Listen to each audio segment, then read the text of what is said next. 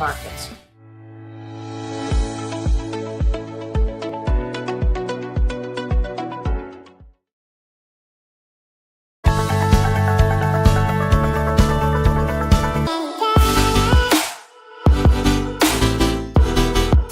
Aspen Creek Grill, we are a from-scratch concept with comfort fresh food. You can expect a world-class experience on a great budget. We've got incredible specials, great service. Today's dish that we're going to highlight is going to be our Aspen Blue Sirloin. It is, again, our premium Black Angus certified beef, and we top that with a blue cheese crust. Again, everything that we do here is made from scratch, and it's no different from our steaks. We hand cut all our steaks in-house. So our team back there it's just an incredible team. Everything that they do, they take so much pride in. They put a little bit of themselves into everything that they do over here, especially since it is a made from scratch concept. We want everybody to come, visit us, enjoy some great food with some great service. Bring your friends, bring your family, come have some great food, have a great time with us with some of the best comfort scratch food.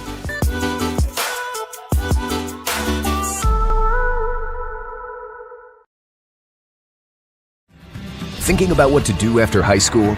Consider a career with Boilermakers Local 374. As a Boilermaker apprentice, you'll earn while you learn. We offer excellent wages and benefits, and as part of our no-cost hands-on apprenticeship program, you'll learn from the best in state-of-the-art training centers and on the job. Become a union Boilermaker and get on your way to a great career. Find out more, visit www.local374.org or call 219-845-1000. Vertner Electric Incorporated provides professional commercial electrical contractor services to Indianapolis and surrounding communities. Locally owned and operated for over 30 years, our knowledge and experience make us the perfect choice for all your commercial electrical contractor needs. Contact us today. Thanks to you.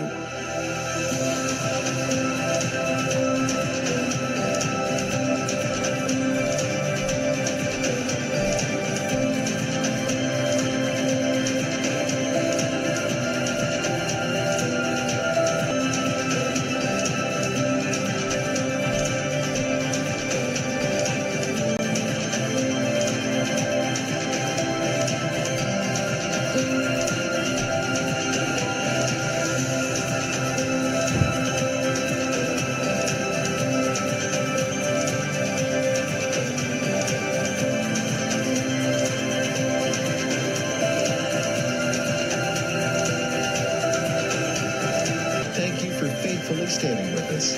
You are truly making a difference in the lives of our neighbors in need.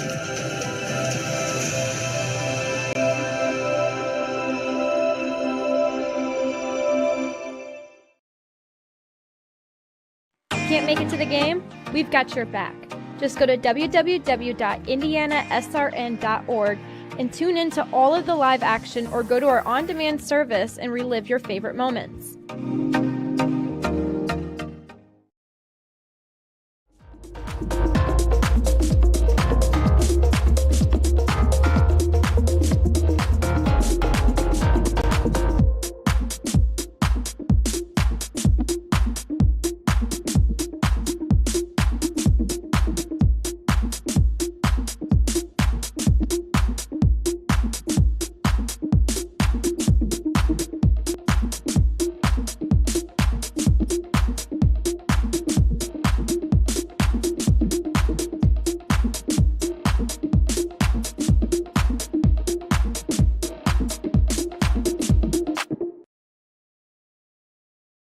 Sports fans, welcome back to Game Time, to pure spirits, to pure sport. Welcome back to high school sports. Fans, I'm IHSAA Commissioner Paul Knighty, and I just want to say, welcome back. This is Game Time. This is Indiana high school sports. This is your IHSAA. Hey, Indiana. Let's clear the air about vaping. Glue, rat poison, paint. We all know these products contain poisons like formaldehyde, arsenic, and lead. And these are just a few of the chemicals you'll find in e-cigarette vapor. Let's clear the air, Indiana. Don't puff this stuff. Visit don'tpuffthisstuff.com to join the fight and spread the word.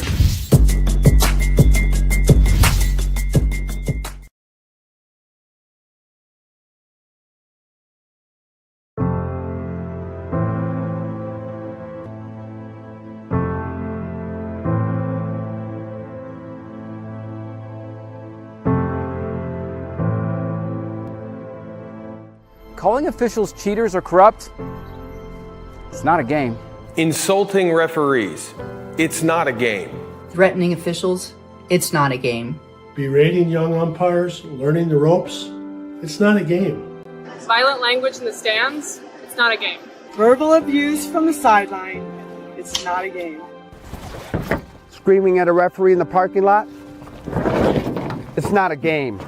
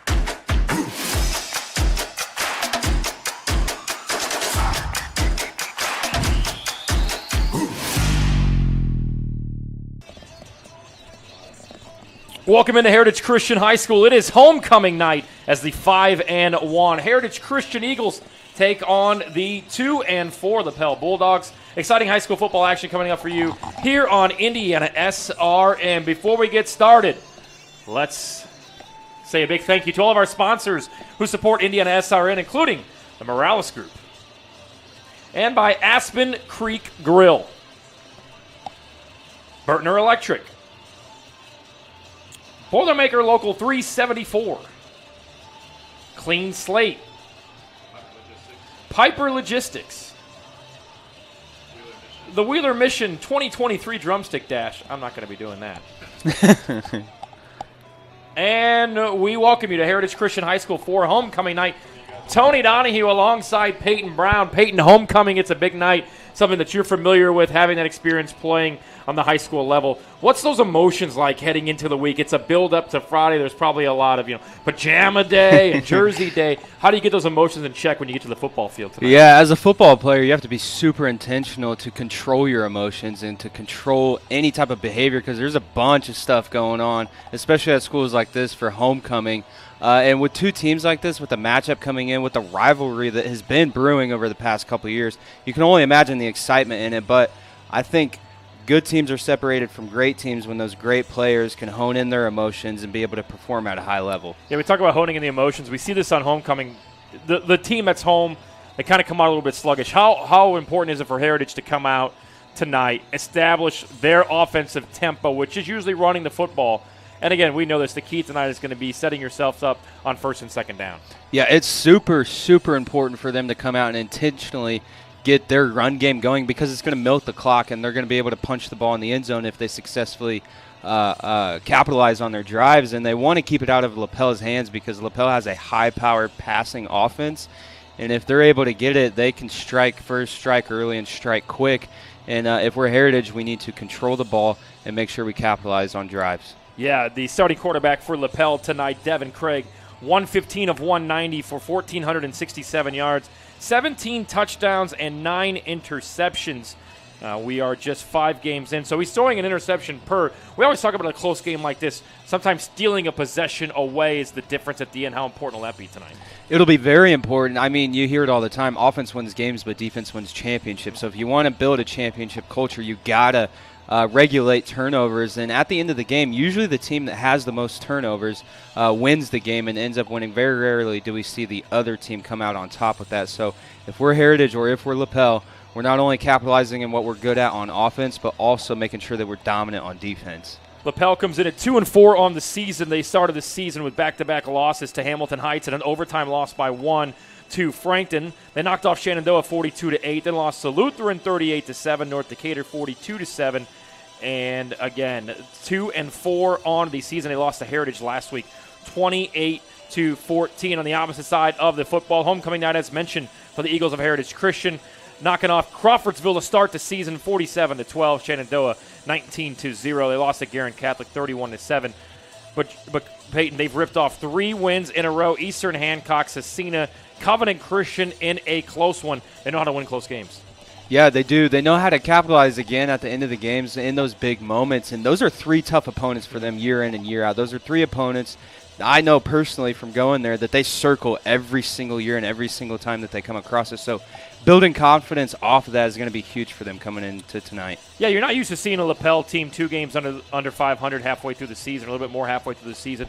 What makes this a rivalry game? You mentioned in the outset Lapel, a team that has been good in the past. Heritage obviously holds their own, but what makes this a rivalry coming into tonight? I think this is a rivalry because not only are they close geographically, but also just off of the years. It usually goes one team wins one year, and then the next team wins the next year. One team will take 2 in a row, and then the next will take a few in a row. And last year even, it was split. They got to play each other twice. Heritage won the game in the regular season, but Lapel came on top when it mattered in the playoffs.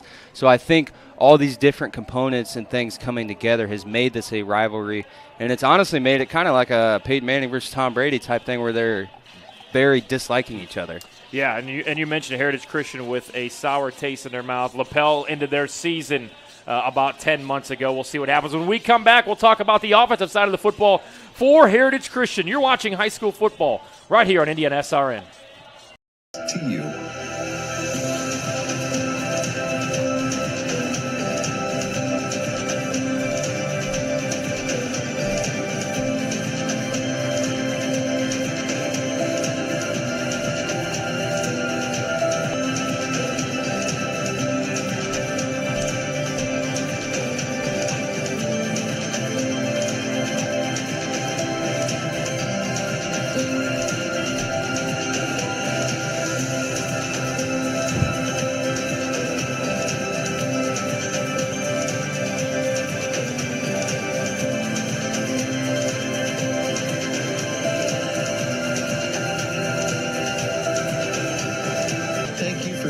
Standing with us. You are truly making a difference in the lives of our neighbors in need.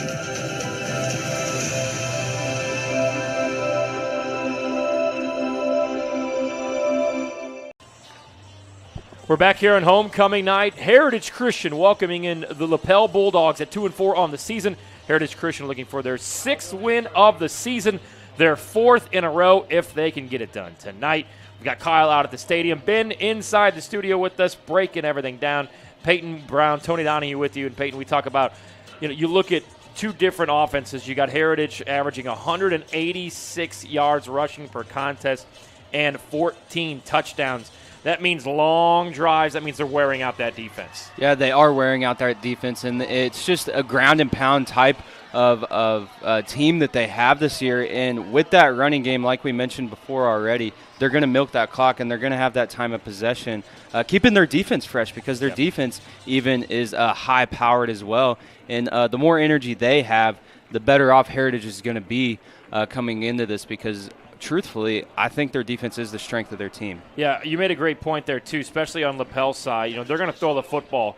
If you throw a couple interceptions, it's a 3 and out, and you only gave your defense a few minute break there. How important is it for Lapel to move those sticks early and often tonight? It is vital that they move it early and often because with how much time that Heritage potentially could take off the clock with their run game, they're going to have to strike quick because you could very well see a game here that's a 1-touchdown game, but Heritage takes 8 minutes off the clock, leaving Lapel with just a few minutes. So they're going to have to find a rhythm, striking deep, striking early, and striking fast. Lapel and the Heritage Christian Eagles. Heritage Christian just took to the field hoisting the American flag in the air. When we come back, kickoff high school football on a Friday night.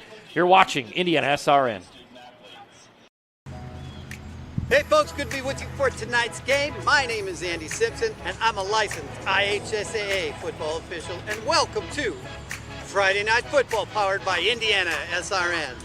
On behalf of the 340 football officials, the IHSAA, the crew here at IndianaSRN, we hope you enjoyed tonight's game, and more important, don't forget to subscribe to the IndianaSRN YouTube page. As you're watching tonight's contest, I'm going to show you a few of our signals that will help you better understand the information we are trying to convey. Touchdown, safety, first down, holding or illegal use of hands, encroachment, or offsides commonly known, false start or illegal formation on the offense, or a free kick scrimmage violation, face mask, intentional grounding, roughing the passer, clipping, illegal shift, illegal motion, illegal block, pass interference by the offense or the defense, delay of game, and the one signal we dislike and you as fans don't like seeing, unsporting. We'd like to thank everyone for tuning in tonight and following us on IndianaSRN. You can also tune in to the Football Weekly Show and Coach's Show every Saturday morning at 8 a.m. on IndianaSRN.org. Finally, if you've ever thought about becoming an IHSAA official, www.ihsaa.org and click on the Officials tab or call the IHSAA office at 317-846-6601. Now, sit back and enjoy the game.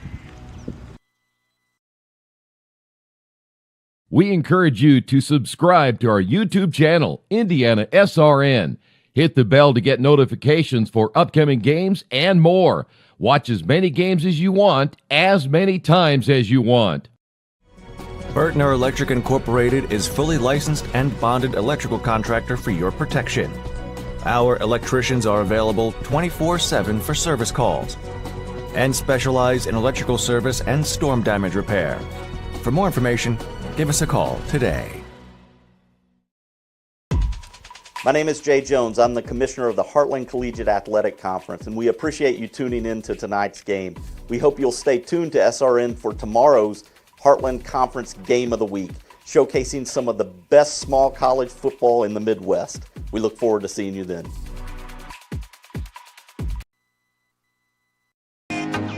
Can't get to a computer? Then we've got you covered. Just go to the IndianaSRN app and stay up to date with all of your favorite teams. You can watch live coverage or relive the experience with our on-demand service.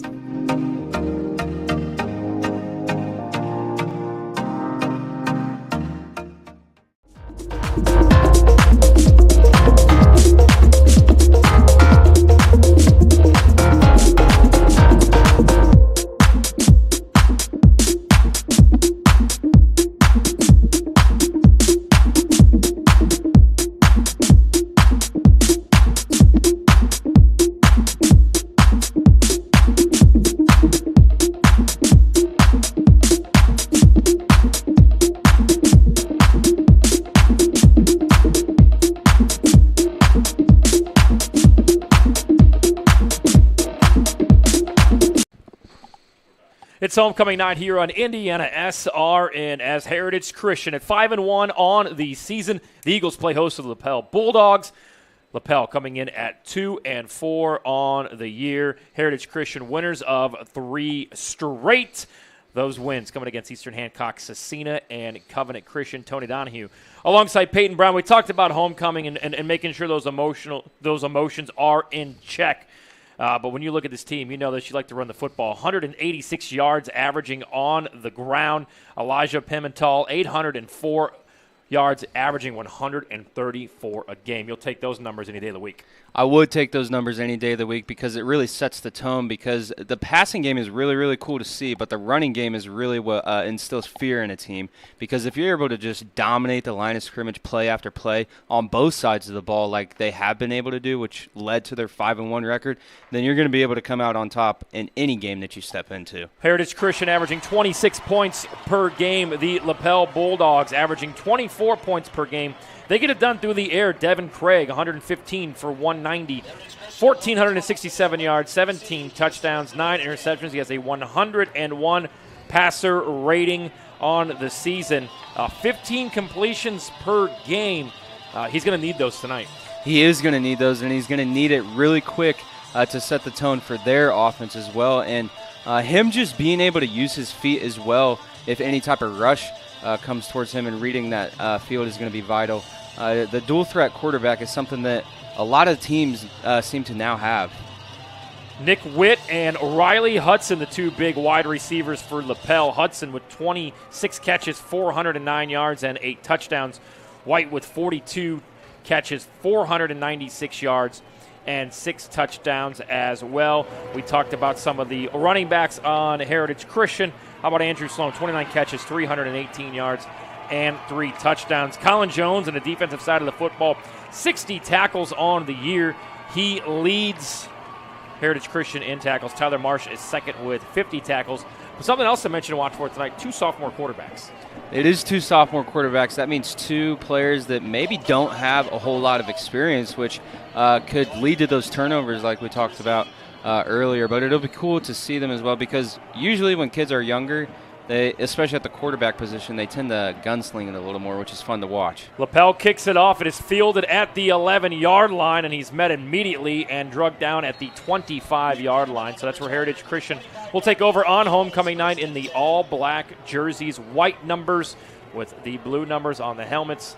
All-black helmets for Lapel, white jerseys, and black pants. As we mentioned in the offset, it's probably good for Heritage Christian to get the ball first here on homecoming night. It is good that they get the ball first with their offense. I suspect what we will see here is a bunch of runs to start, but it'll set up passes that people need to keep their eyes out for with the middle of the field. They love to throw there, the outside of the field. They like to really spread defenses out early and often. Nix pitches it, cuts back immediately, makes 3 guys miss, and Pimental is off to the races. It'll be enough for a first down. He's drug out at the 41-yard line.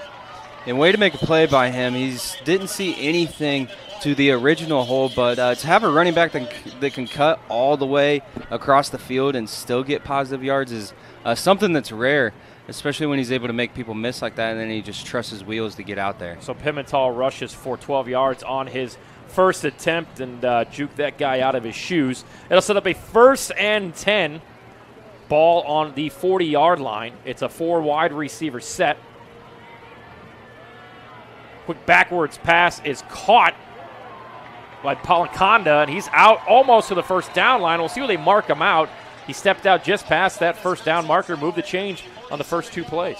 Yeah, those are quick hits right there by Heritage Christian. And again, what they're doing here is they're using their run and little quick passes to get the ball in their playmakers' hands out in open field. They're going to, like I said, spread this defense out from all angles of the field, and then eventually they will fall back on that run game inside and outside. So 2 plays, 2 first downs. The backwards pass and the pitch go for double digits on the first 2 plays of this offensive possession, the first of the night for Heritage Christian. They cross over into plus territory, and out of shotgun comes Nix.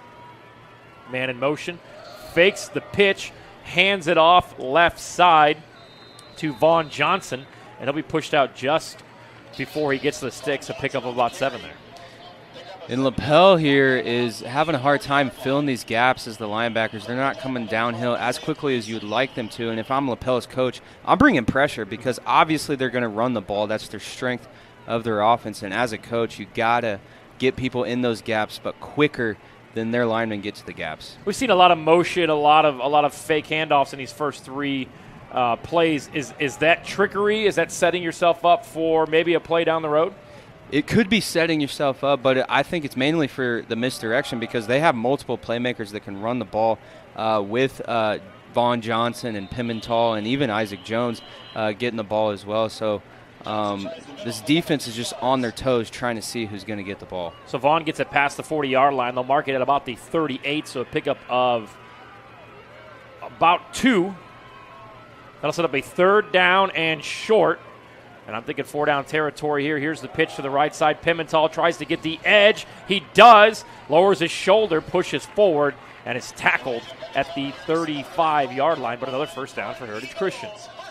And they've been able to do really whatever they want here on this first drive, which Lapel is going to have to get a hold on here. The containing of the outside with any team is huge, but especially with a team that has high-speed backs like Heritage Christian does. So if they're able to contain them and force them back inside to their inside linebackers, they'll be able to get a stop. 1st and 10, ball on the 35-yard line. Eli Nix out of the gun. He will hand it off. Gets past the line of scrimmage. Another man misses, and it's a nice pickup there on 1st down for Pimental. Move the chains again. And Heritage is dominating the line of scrimmage right now is really what it comes down to. As these linemen, you can see Lapel's first line, you got to start with the first line and then go back. The first line, Lapel is getting pushed backwards, which it's making it easier for these Heritage linemen to climb to the linebackers, giving Pimental any space he wants. 8 plays on this opening drive so far. 5 have gone for 1st downs. Nix has it out of shotgun. He'll keep it. Fires it deep. He was hit as he threw it, and it's going to go incomplete. So a 1st and 10 chance downfield goes for Knox. And Lapel did really good there, like I mentioned earlier, of getting pressure, and it was able to break up a play here and maybe shift a little momentum to their side. That's what they can only wish for right now, as they are almost inside the 20-yard line already. Yeah, it's the first play that doesn't go for positive yards here for Heritage Christian. But Lapel did a good job of getting in the backfield and making contact with Eli Nix. They'll set it up here for 2nd down and 10. 2 minutes gone by 1st quarter. 3 wide receivers set. Pimental has it. Gets around the edge. He's at the 20 to the 15. Going to keep those feet chugging along. And he's going to be marked down right at the 10-yard line. So a 1st down, set up a 1st and goal. And I wouldn't be surprised if Heritage just sticks to the run at this point, because every run play they've had has been 10-plus yards. But the one pass play they had got broken up. But when you have backs like Pimental and Johnson and Isaac Jones and all these people, and even Palaconda in motion with a little pitch, they can be dangerous in open space. So 1st and goal, ball on the 10-yard line. Nix out of the gun. Pimental back there with him. Pimental gets the handoff, makes one man miss, gets to the 8-yard line, and forward progress will mark him down at the 7. So 2nd and goal coming up from the 7. And I wouldn't be surprised if Heritage leans on some type of rollout in this situation. They love to do it. They've done it in games past and previous here, either a rollout or maybe even some kind of trickery with a halfback screen to the backside to get Pimental the ball again. So Vaughn Johnson checks into the game here. 2nd and goal from the 7. Johnson in the backfield. 3 wide receivers set. He's got the up back in Jones as possibly a blocker. Pimental in motion. He'll take the pitch. He's at the 10, cuts it back. He's met right around the line of scrimmage and pushed back. Looks like it goes for no gain. So 3rd and goal coming up here from the 7. The only negative thing that Heritage is running into at this point, obviously the pass game isn't going how they would love it to, even though they've only had one shot at it, but their running backs are getting tired. 3rd down here. Quarterback keeper, pump fake, looks, fires it to the back of the end zone, and it is incomplete, intended for Andrew Sloan, and a 4th and goal from the 7 coming up here. Decision time for Heritage Christian.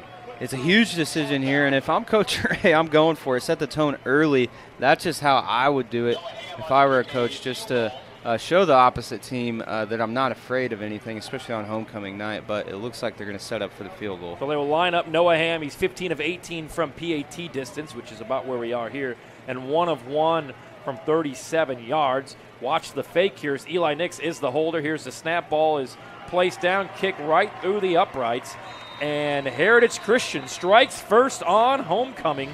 It is a 65-play drive, winds up in 3 points. In the first quarter, Heritage Christian leads it 3-0. You're watching high school football on IndianaSRN.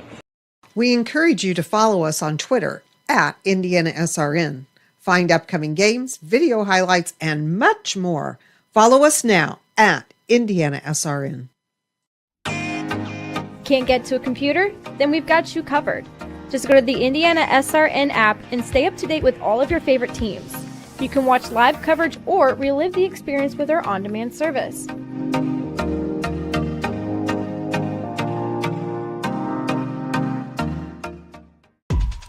My name is Jay Jones. I'm the commissioner of the Heartland Collegiate Athletic Conference, and we appreciate you tuning in to tonight's game. We hope you'll stay tuned to SRN for tomorrow's Heartland Conference Game of the Week, showcasing some of the best small college football in the Midwest. We look forward to seeing you then. We're back here on IndianaSRN. Heritage Christian drives at 65 yards, settles for a field goal inside of the red zone. They lead on homecoming night 3-0. Tony Donahue alongside Peyton Brown. Peyton, what'd you like on that first drive for Heritage Christian? Yeah, Heritage did a very, very good job of running the ball wherever they really wanted to, but it kind of did them a detriment that that's the only phase that they had at the end of the drive because their backs were noticeably getting tired, and that's usually when you want to set up the pass. But if they can find a balance with that run pass, they'll be able to be very successful tonight. But they seem a little one-dimensional right now. Yeah, they're running the ball. It seemed like a very long drive there, although only 3:34 came off the clock. Those first two first downs wound up out of bounds that stopped the clock. Important here for Lapel to give their defense a bit of a rest here, knowing that Heritage just kept running all over them there. 1st and 10 for the Lapel Bulldogs. Their opening possession of the first quarter. Craig has it, rolls to his right, looks, keeps it, fires across, and it is caught for a pickup of 9. So a nice little pitch and catch there. Nick White with his first completion of the night. 2nd down and 1 coming up. And it was just a great throw there because he had people right in his face with the pressure. And that's something that Heritage does so well. But a quarterback that's able to stay calm in the pocket and under pressure like he was there will pay them dividends throughout the entire game. So 2nd and short here from the 29-yard line. Craig in the backfield. 3 wide receivers set. They will hand it off. He is tripped up by the turf monster, but looks like he gets past the 30 to the 31, and that'll move the chains for the first time here tonight for the Pell. And both of these offenses are just having a heyday being able to move the ball, it seems, as Heritage got a quick first down on their first possession, and now Lapel has gotten a first down as well. And if Lapel can keep this up, it'll keep them in this game because we talked on break, if they can't get a drive going here, it could be 10-0 pretty quick. They spotted him actually just short. It looked like he got past the 30, almost to even the 31. They're going to mark it just shy of the 30. So it is a 3rd down in literal inches for the Pell here on their first possession. Craig looks, fires it. He's got a man wide open, and it is caught, and that's good enough for the first down. Bruce Burris with his first catch of the night. And those comeback routes are just really, really hard to guard. But if you are a corner, you need to be comfortable with pressing and just staying on that receiver's hip. Otherwise, he's going to be able to make a double move on you, and you're going to be having 5 yards of cushion, giving him all the space he needs. So now on a 2nd and 4. So it was a first down. So we were correct with our eyes. Nonetheless, a quick running play here up the gut goes Jack Miller, and that's enough for a first down. So they did get the first down originally like we thought. That pass play was just a first down there. That resulted in another first down, in a 2nd and short, and now the run gets them to first down on the 46-yard line. So exactly what they needed to do. They're moving the chains, looking to get in the plus territory here. Exactly. They're able to respond as well, and that's huge with any football team. Craig, quick pass to the left side. That's going to skip off the turf. Intended target was Burris. His first incompletion here on this opening drive. And Heritage's defense needs to be thinking about doing the same thing that Lapel's defense needs to do to stop these two offenses, and that's to, number one, have your linebackers downhill filling their gaps, but also getting pressure with some kind of blitz, twist, or anything in between there, as they got a bunch of playmakers out in open space. Craig out of shotgun, 2-step drop, fires one quickly to the left, and it is incomplete again, intended for Burris. This one goes off of his hands. It'll set up a 3rd down and long. And this will be huge for Lapel to come up with some type of right play call to move the chains here, to stay in this one, because a few mental mistakes like dropping the ball could be detrimental to them here early in this one. It's an Aspen Creek 3rd down and 10 coming up here as Lapel tries to keep this opening drive going, trailing 3-0 as we reach the midway mark of the first quarter. Craig out of gun. Quick screen pass, makes one man miss. He's off to the races. Down the sideline is Nick White. He's going to be drugged down from behind at about the 24-yard line. A first down on the screen play there. And Lapel, once again, for the 4th time on this drive, converts a first down. And just a phenomenal play call by the coach, really coming up with this one, and the team executing, getting this ball into White's hands in open space as he's able to make one man miss and just turn his wheels on and go there. That was a huge pickup for the Bulldogs. Erie Bryant with the touchdown-saving tackle. So 1st and 10 from about the 28-yard line. Here is the quick handoff. Finds a little bit of a hole. Gets help from the offensive line there. That's a pickup of 7 on first down for Jack Miller. And that offensive line just brought the boom there because initial contact, it kind of looked like a stalemate, but he came in behind him and pushed him an extra 3 or 4 yards, it looks like. So 2nd and 3 as Lapel looks to answer Heritage Christian's first drive, which went all the way down to the 8-yard line before settling for a field goal. 2nd down, Craig fires across the middle, forced it in there, and it bounces off the turf and incomplete.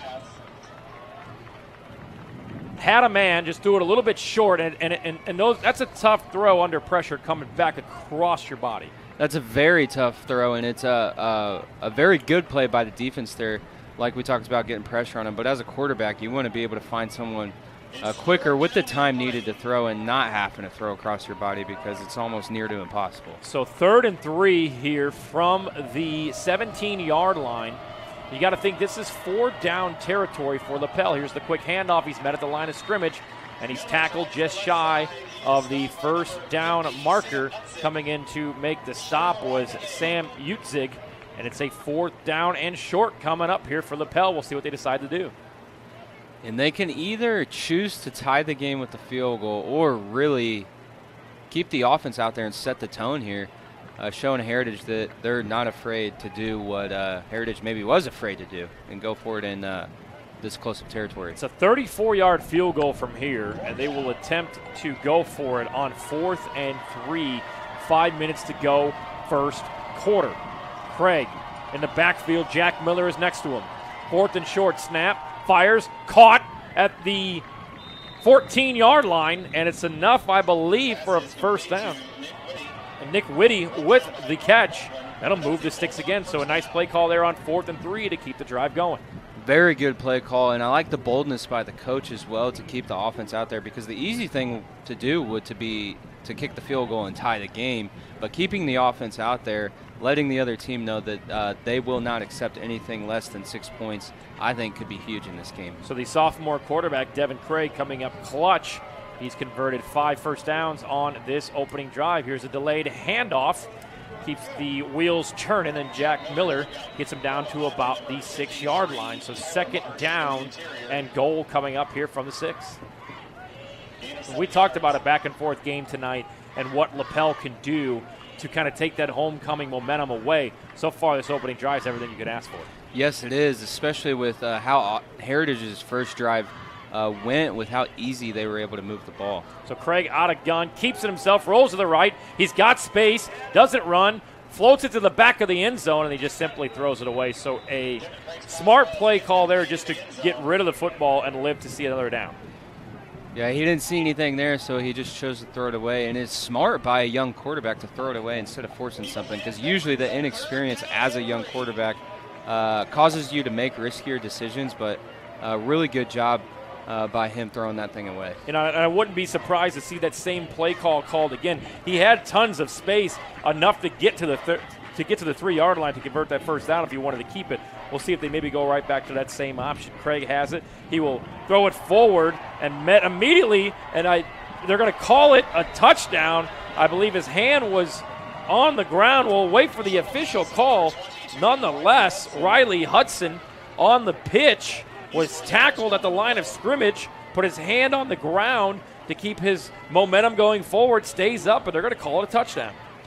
It's just a powerful run by him there. It's going to be very important for this defense to tackle the bigger backs lower. As you can see, he tries to go higher first, and then he slides down the lower. But if he just takes his knees out to start, from the start, he would have been tackled in the backfield. The extra point is up, and it is good. So a nice answer for Lapel on their opening drive.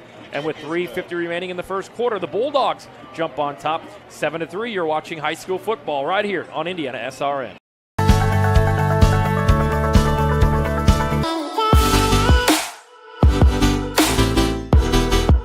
Aspen Creek Grill, we are a from-scratch concept with comfort fresh food. You can expect a world-class experience on a great budget. We've got incredible specials, great service. Today's dish that we're going to highlight is going to be our Aspen Blue Sirloin. It is, again, our premium Black Angus certified beef, and we top that with a blue cheese crust. Again, everything that we do here is made from scratch, and it's no different from our steaks. We hand cut all our steaks in-house. So our team back there, it's just an incredible team. Everything that they do, they take so much pride in. They put a little bit of themselves into everything that they do over here, especially since it is a made from scratch concept. We want everybody to come, visit us, enjoy some great food with some great service. Bring your friends, bring your family, come have some great food, have a great time with us with some of the best comfort scratch food.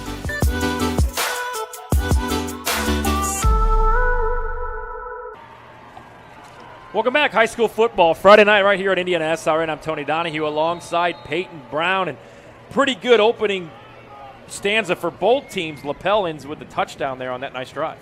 And I think the deciding factor there was the boldness to go for it on fourth down, because they both were faced with a fourth down, but only one of them went for it and capitalized on it. A great return here on the ensuing kickoff by Dearman, but a flag comes down. There'll be a holding or a block in the back, so this great return will be taken back 10 yards, and Heritage Christian should start somewhere around, see where they mark it, about the 24, 25-yard line. But yeah, I mean, look, Heritage goes on to kick the field goal. They went for it on fourth down. They converted the fourth down. They didn't go for it on fourth and goal. They kicked the field goal, and then like you mentioned, Lapel on a big fourth down, a nice little pitch and catch there. They kept those chains moving through the air. Yeah, they did, and they were able to even establish a little bit of a running game, which I think is why they were able to capitalize with 7 points. Heritage, like we said, was a little one-dimensional, but Lapel really had both dimensions going. They were able to throw the ball pretty well and even able to run the ball pretty aggressively as well. So a holding here on the return, and we'll see where they spot the football, and they'll spot it right at the 24-yard line. And that's where Heritage Christian will take over. Good first drive for them. You obviously want to end in 7. It looks like here settling for 3 is not going to win you this football game. What can they do here to make sure they punch it in the end zone? They need to establish that pass game to balance their run game, because their run game is their dominant force, which they're going to go to here, and they're able to get plenty of yards. It's just those running backs get tired pretty quick. If they're able to take a little bit off them with the passing game established as well, then they'll be able to lean on both at any point in the game. Elijah Pimental with the run there on first down for a pickup of 4, second down and 6. Hey, we want to thank Officially Human. We also want to thank today's officials for their dedication and hard work. Without them, we don't play. If you don't have anything nice to say, don't say anything at all. Sportsmanship is everyone's job. 2nd and 6. Quick handoff. Pimental makes one man miss in the backfield, cuts back, tries to get to the line of scrimmage. They may give him a gain of 1 yard to the 31-yard line. That'll set up a 3rd down and 5. And Lapel seems to be finding a little bit of a rhythm defending their run now, as they were able to keep them to a minimal gain, not too big of a gain on first down, and then next to nothing there. And it's from that line of scrimmage being dominated by their D-line. 2:35 to go, opening quarter. Lapel with a 7-3 lead. Heritage Christian on their second drive of the quarter. Roll out here. Nix looks. He's under pressure. He's going to be taken down, and that's a horse collar. It'll be a 15-yard personal foul penalty. Move the chains there. Great defensive pressure in the backfield, but you just can't grab underneath those shoulder pads. You can't grab that high, and at any point in the game as a football player, you just need to err towards the habit of going low, because there is nothing that can really get you penalized down there unless it's after the whistle. As we've seen from both teams, they're kind of tackling a little high. So the penalty there on 3rd down results in a first down, and this second drive of the first quarter for Heritage will continue, and we'll see if that looms costly in the long run of this drive for the Bulldogs defense. Nick's in the backfield. Pimentel next to him. Quick pitch, reverse, and to the right side, and off to the races goes Heritage Christian, and down to about, see where they mark him there, about the 47-yard line. So a nice little reverse there, and good enough for a first down, and that was Isaac Nelson. And that's just a great play call there as they're keying on Pimentel, obviously. So their whole defense goes where he's going to go, and then him being able to pitch it back to him there was just a really, really good call there. So a nice pickup on first down puts Heritage Christian into Lapel territory with 1:45 to go. Nick's out of shotgun. Hands it off. Pimentel gets it, gets past the line of scrimmage. They'll mark him for about a pickup of 4, so 2nd down and 6. So far, though, Heritage doing a good job of either moving the sticks on first down or at least setting yourself up for 2nd and 3rd manageable. Yeah, they're having great first down yardage. What is really getting to them, though, is those 3rd and longer type situations because, like we've talked about, they haven't quite found that rhythm passing the ball yet. So 1:14 to go, first quarter. Here on IndianaSRN. Nix has it. It's deflected at the line of scrimmage, and it'll fall incomplete. So a 3rd and 6 coming up here in plus territory. And again, it's that line of scrimmage getting dominated. It's about who wants it more up front when it comes down to it. And Lapel is obviously pushing Heritage around right now, getting enough pressure to bat that ball down. Pitch out. Pimentel has it. Waits for his blockers. Tries to get downfield. Can't spin out of it. And it is going to be maybe back to the line of scrimmage, no more. But a 4th and 6 with under a minute to go here in the first quarter. Coach Ray's got a decision to make. He's got a huge decision to make, and I wouldn't be surprised if he does try to go for it because in the end, it's not a huge difference where they could punt the ball because of the potential return that could happen. But I would love to see some type of going for it situation to set the tone. Well, we'll see what they do here with 32 seconds to go. Nix has it in the backfield. 4th and 7. Pimentel lines up with them. 3-step drop, steps up, hit as he throws. It's in the air. He's got a man, and it's picked off. Picked off and marked down at about the 8-yard line. Not the worst of worlds there. That goes as a pretty dang good punt. That does go as a pretty good punt type situation there. As we see, again, he gets hit as he throws the ball. He has the guy wide open, but quite honestly, throwing a pick that deep is better than having an incomplete pass and then getting the ball back near the 50. So Nick Whitty, who has a few catches tonight, comes up big on the defensive end with the interception. But yeah, it goes as a really good punt as Lapel will take over for the second time tonight inside the 10-yard line. They'll mark it at the 8, 1st and 10, 18 seconds to go, first quarter.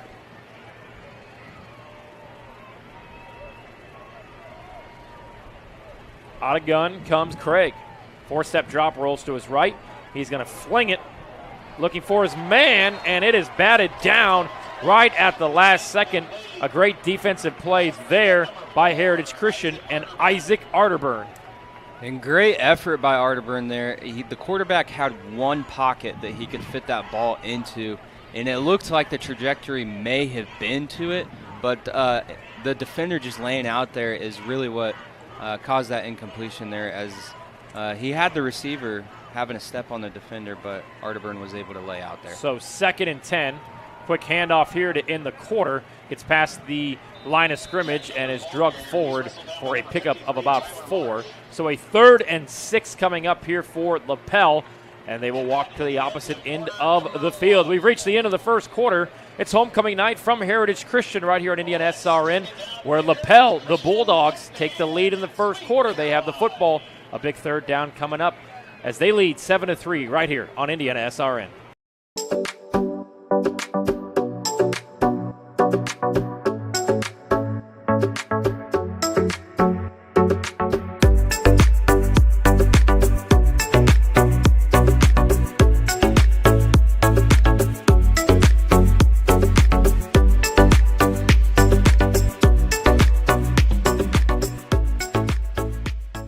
We need your help so the youth of our community can develop advanced leadership skills. We need your help giving high school administrators and coaches the instruction and insight they need to be better role models and teachers. To learn more or to make a tax-deductible contribution, go to IHSAAFoundation.org. You'll not only be contributing to the foundation of the IHSAA, you'll be contributing to the foundation of our community. Tony Donahue alongside Peyton Brown. 1 quarter in the books on homecoming night. Heritage Christian, the home team, trails the Lapel Bulldogs 7-3, but a big third down coming up here for Lapel. What do you expect? A huge third down here, and I bet Lapel is going to lean on their passing game here, as they have been super effective with that. And if we're Heritage, we need to get some pressure on that quarterback. But this drive right here, if Lapel is able to score, it could put them in a position where they're able to just pull away the rest of the game and have that couple score advantage on Heritage. So Craig out of shotgun.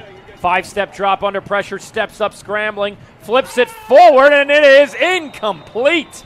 It goes off the hands of Nick Whitty, and it was almost picked off by Heritage Christian. Erie Bryant almost had it, but a 4th down coming up here, so a nice defensive stop there by Heritage Christian. A huge defensive stop right there by Heritage, and just what they needed to get the ball back and the momentum back on their side. It was just a little out of reach for that receiver there, and even the corner a little out of reach for him as well. But there was space for him to take off and run, and maybe he'll use that to his advantage later in this game. So the punt with his feet almost in the end zone. Gets off straight up the elevator shaft. This is going to go out of bounds right around. Man, they're going to get a decent bounce out of it, but it's going to be marked out at the 41-yard line. So for the first time tonight, Heritage Christian with excellent field position. Huge for them coming out on offense, as they need a drive to get this ball in the end zone to really get momentum back on their side, because if they're now able to score here, and like we already talked about, Lapel is able to score, they're going to have the advantage on their side. But Heritage to stay in this one, I believe this drive is huge for them. So we'll see what Heritage Christian can do. Looking to take the lead and the momentum back here on homecoming night. 1st and 10. Maybe we see a shot here. Huge shot, wide open in the middle. And they'll hand it off instead. And a flag here. It's like a holding on the offense, so they'll bring it back 10 yards. A 1st and long coming up here in Heritage.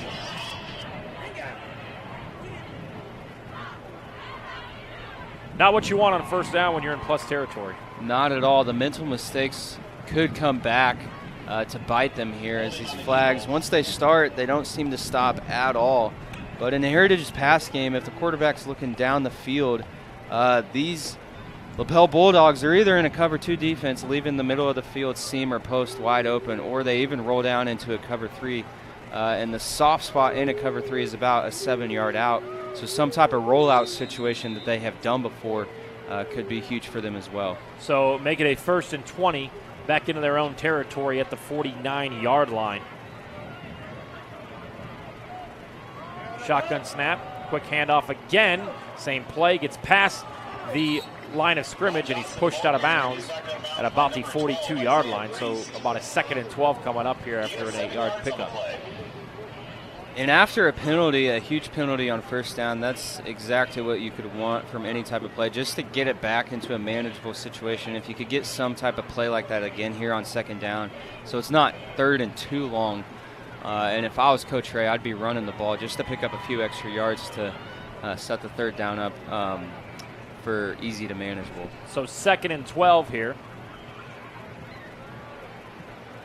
Nix out of shotgun. Man in motion, Pimental.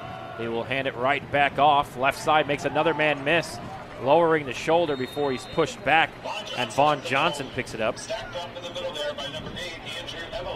Evelo with the tackle. About a 7-yard pickup here. So you're looking at a 3rd and 8, a minute gone by 2nd quarter. And exactly what you could want after having that big penalty on 1st down. You're down to 3rd and very manageable here. And like mentioned earlier, that 7 to 10-yard out could be open for them. Or if they choose to stay in that cover 2 defense, you have a shot right over the middle that could be open. They've kind of proved to us here already that this is 4-down territory. Yes. Shotgun. Nix flips it.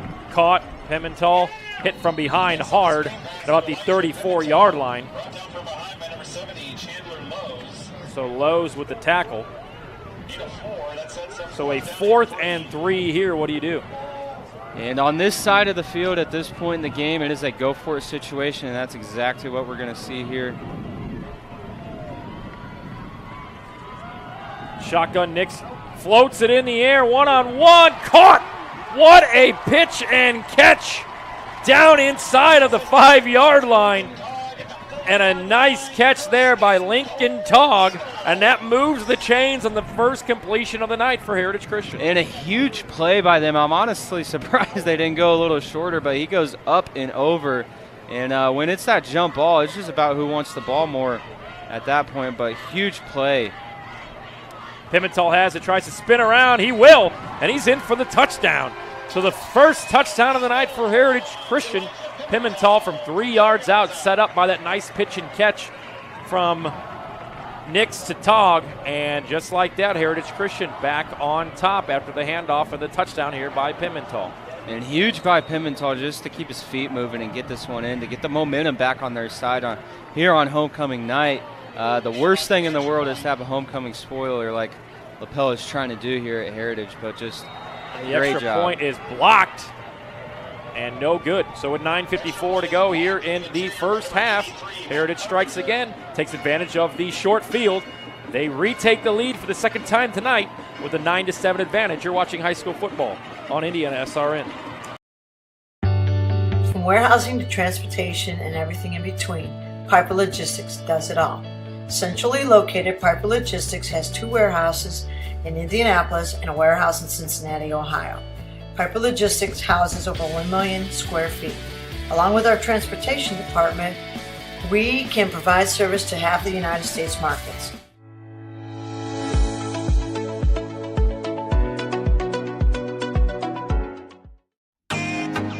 Can't get to a computer? Then we've got you covered. Just go to the IndianaSRN app and stay up to date with all of your favorite teams. You can watch live coverage or relive the experience with our on-demand service.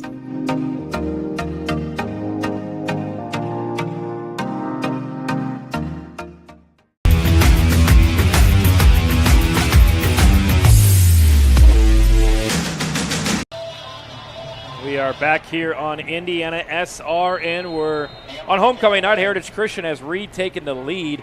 They took advantage of the short field, and a big 3rd down completion led to the 4-yard Pimentel run. It's 9-7. Heritage Christian, Tony Donahue alongside of Peyton Brown. Penalty flag takes them back into negative territory, but they do a great job on 3rd down to complete that pass, then push it in for the touchdown. They responded just the way you would want your team to respond if you're a coach on the field there, having a setback and then being able to come back from it and really capitalize at the end of the drive there and just keep their feet moving. And it's just huge, like we've talked about all night, to reel in those homecoming emotions and be able to focus play by play. So we'll see what Lapel can do. 9:54 to go here in the first half. Devin Craig out of shotgun. Man in motion. Here's the snap. Quick handoff, delayed, and he might get back to the line of scrimmage for no gain. Tam's Sweet and Savory Cafe. If you're looking for great food for breakfast or lunch, check out Tam's Sweet and Savory Cafe. They also specialize in baked goods. They have daily specials and are open Wednesday through Sunday from 8 until 2. Tam's Sweet and Savory Cafe, located at 6427 Oaklandon Road. Still waiting for Keith Myers to deliver us some sweet treats. Out of gun, 2nd and 10 after no gain on 1st down. Here's the rollout. Craig fires it across his body, wide open, enough for the 1st down. And that's Nick Whitty, his 5th catch of the night. And he's one that Heritage may want to put a safety even over top of him, because you have the linebacker or the corner on him in man or in a zone, but having that extra guy over top really helps. So it'll come back on a penalty flag. And the 1st down goes for not. So it'll set up a 2nd and long, I believe. It'll be 2nd and 20, if not mistaken, from the 10-yard line.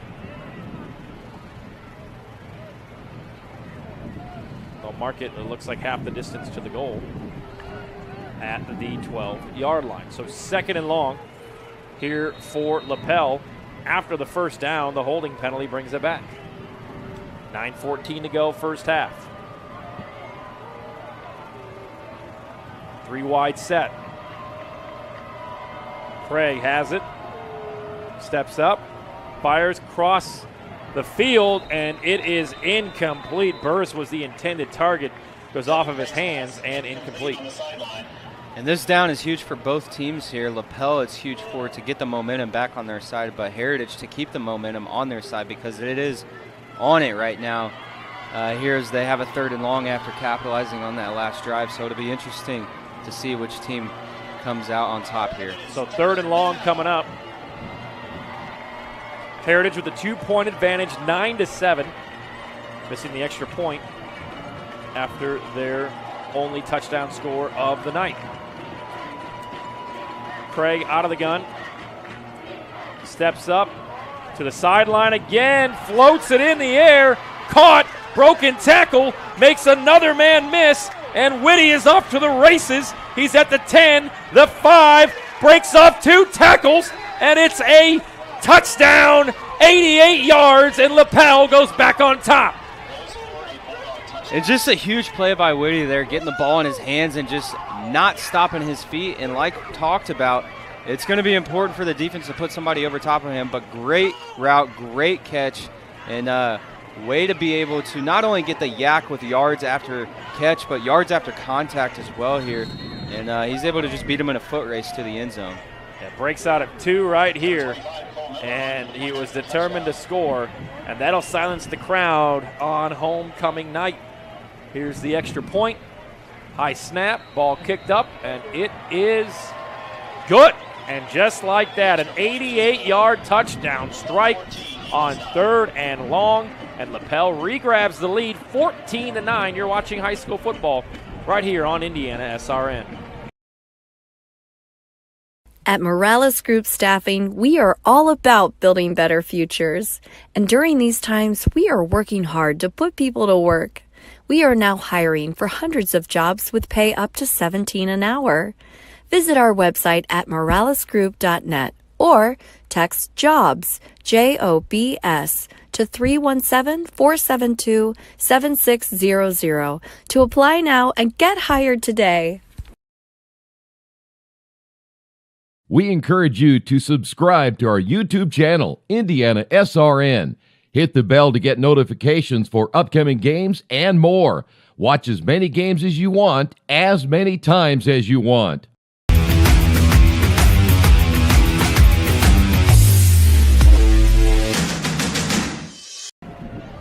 Tony Donahue alongside Peyton Brown, homecoming night. Good way to take that momentum right back if you're a road team is to go 88 yards on a touchdown score. Lapel answers right back. It's just huge for them to be able to do that because Heritage had quite the momentum after their touchdown, but Lapel being able to respond like they did and just keep their composure on a 3rd and long and being able to take it all the way the distance. So Dearman on the kick, stops dead in his tracks, cuts it back to the left, stiff arms a man, spins out of it, and he will be drugged down at the 25. Let's take a look at that replay. Seemed like the ball was in the air for a long time, but not only does he make the catch, but makes about 4 Eagles defensive players miss. And at this point, you're just thinking pay dirt, right? You're thinking, oh, crap. This is not going to be good here, and being able to have a last-ditch effort here, and Whitty's like, get off of me. So Whitty scores the touchdown. He's got an interception to go with a big night. That's his 6th grab, puts him over 100 yards. And with 8:41 to go here, Heritage Christian, you slightly started feeling like, man, they really got to score on this possession. Pimentel spins out of 2 tackles, and he's taken down at about the 34-yard line. And the yards after contact there was huge for that gain that he just got because he looked like he was going to be stopped at the line of scrimmage, but being able to make a guy miss and then run over a few was able to get this in a much more comfortable position. So 2nd and 3, plenty of time here in the first half to go on a drive here for Heritage Christian. Pimentel, another handoff, passes the 30, hit immediately, keeps the wheels turning for a pickup of about 2. And I believe it'll be 3rd and 1 here. It'll be interesting to see if Heritage goes run or pass here, because they have a little bit of a rhythm going with the bootleg pass, but maybe they just stick to the ground game here with Pimentel. 7:35 to go, 3rd and 1. You'd obviously expect Heritage to keep this football on the ground. That's what they'll do. They pitch it. Pimentel waits patiently, cuts back. Ball loose, on the ground, recovered by Lapel. And that's going to be huge for Lapel and not so huge for Heritage, as they were able to be moving the ball there, but Lapel getting the ball back. They might be able to pull away here. As we see, he just comes around over top him and punches it out in a huge play for Lapel. And we kind of felt, and now it's even more so, you know, with Heritage receiving that opening kickoff. The other 7:19 to go here, but Lapel on its way to possibly going up double digits here.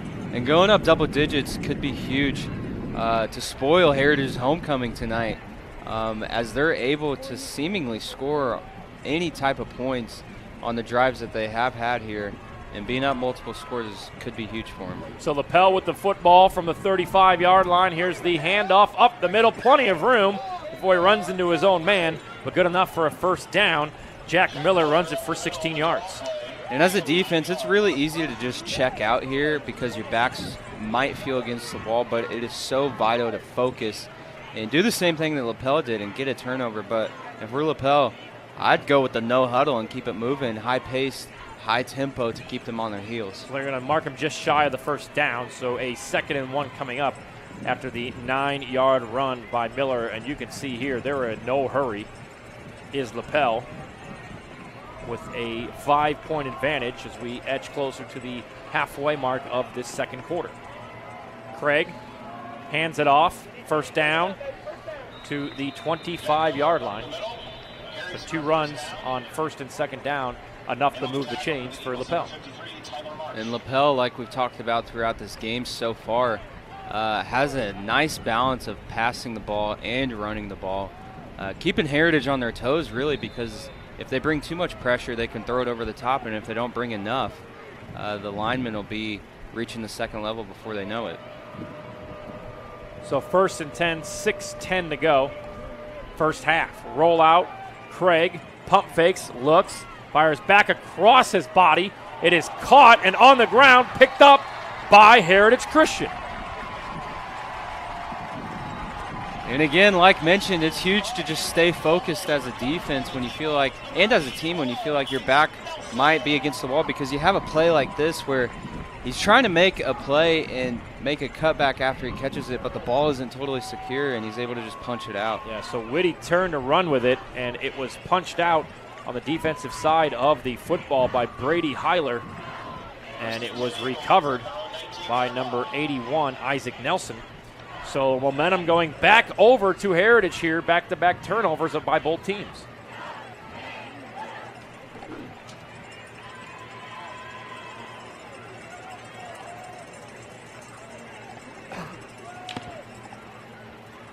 .6:04 to go, 2nd quarter. Heritage with the football. They receive the opening kickoff, so Lapel will receive the 2nd half kick. And they'll look to throw. Firing in the air, has a man wide open, comes back for it, caught. Nice pitch and catch there by Heritage Christian, and that'll move the chains again as Noah Dearman, the freshman, goes up and gets it. And again, huge for Heritage here, winning these one-on-one matchups, as we've seen multiple times tonight. He's able to just throw the ball up there, and then they go and get it. They don't wait for the ball to come to them. They reach the ball at the highest point, and Lapel's defenders need to figure out how to get their eyes up and hands through their arms to cause an incompletion. Yeah, that's a great way after gaining a little bit of momentum back, a running team going through the air on 1st down. They'll do it again here. Here's the pitch back. It is caught in the backfield by the fullback, passes the 1st down, the line of scrimmage. It gets to the 41-yard line. So a catch there on a gain of 6. And it's huge for Heritage right now to be able to move the ball, not only move the ball, but move it, like you said, through the air as a running team, and being able to find that rhythm in the air. As we've seen from Lapel, they're able to do anything, it seems like, because they have both components. So 2nd and 4 after the backwards pass goes for a pickup of 6. 5:01 to go. Handoff, Vaughn. And he is cut down right before the first down marker. So Vaughn Johnson picks up about 3. It'll be a 3rd down and 1. But once again, as we've talked about, Peyton, this is 4-down territory. This is 4-down territory. So not only does the offense have 2 plays that they need to mentally prepare themselves now for, but so does the defense. And being able to just outplay the other side of the ball is going to be huge here at the end of this first half. So 3rd and 1, 4:30 to go.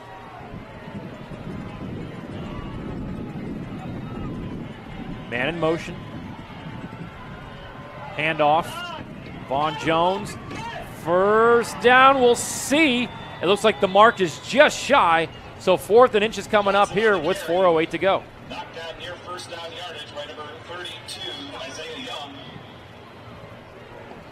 So a 4th and very short here. Quarterback keeper running the football. What's the call here? Quarterback keeper or running the ball, or I could even see some type of reverse, maybe, though, a hard count coming up here to try to draw them off sides, but I would suspect that they could be putting together some kind of Philadelphia Eagles quarterback sneak offense here. So they will take a timeout, and they will think about it. We'll take it with them. 3:42 to go, first half. Big 4th and 1 coming up for Heritage Christian, trailing by 5 on IndianaSRN.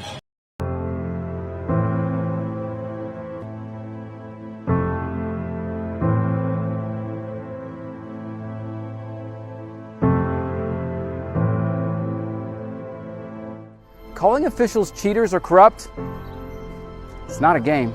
Insulting referees, it's not a game. Threatening officials, it's not a game.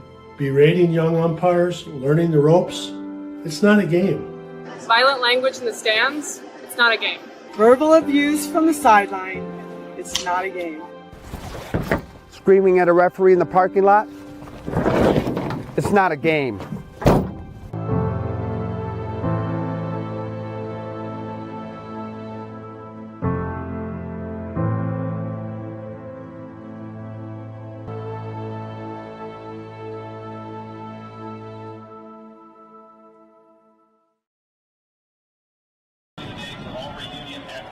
So a big 4th and short here coming up for Heritage Christian with 3:42 to go first half, trailing 14-9.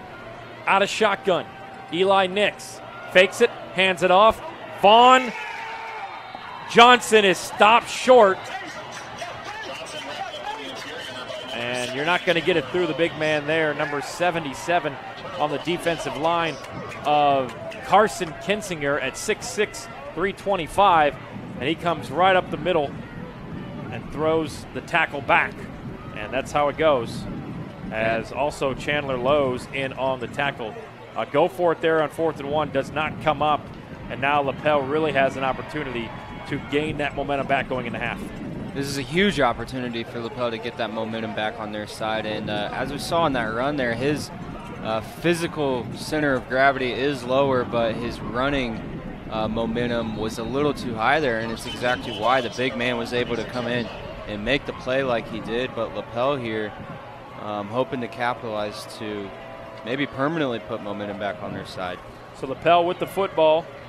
Craig rolls to his right, looks, still looking, fires downfield, and incomplete. And great defense by the corner there. He's able to not only get his eyes around to the ball, but get a hand up even in between the ball and the receiver's hands. So he was looking for Logan White, and it falls incomplete. So 2nd and 10 here, stops the clock, 3:29 to go, first half.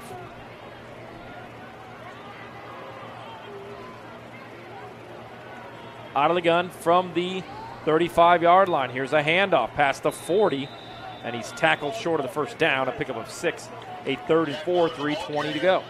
And it looks like they're going to go to this high-tempo offense, which could keep Heritage on their heels here and could get them into the end zone a little quicker, and I wouldn't be surprised if this is what they stick to for the rest of the first half. So 3:05 to go, 3rd and 4 from the 42.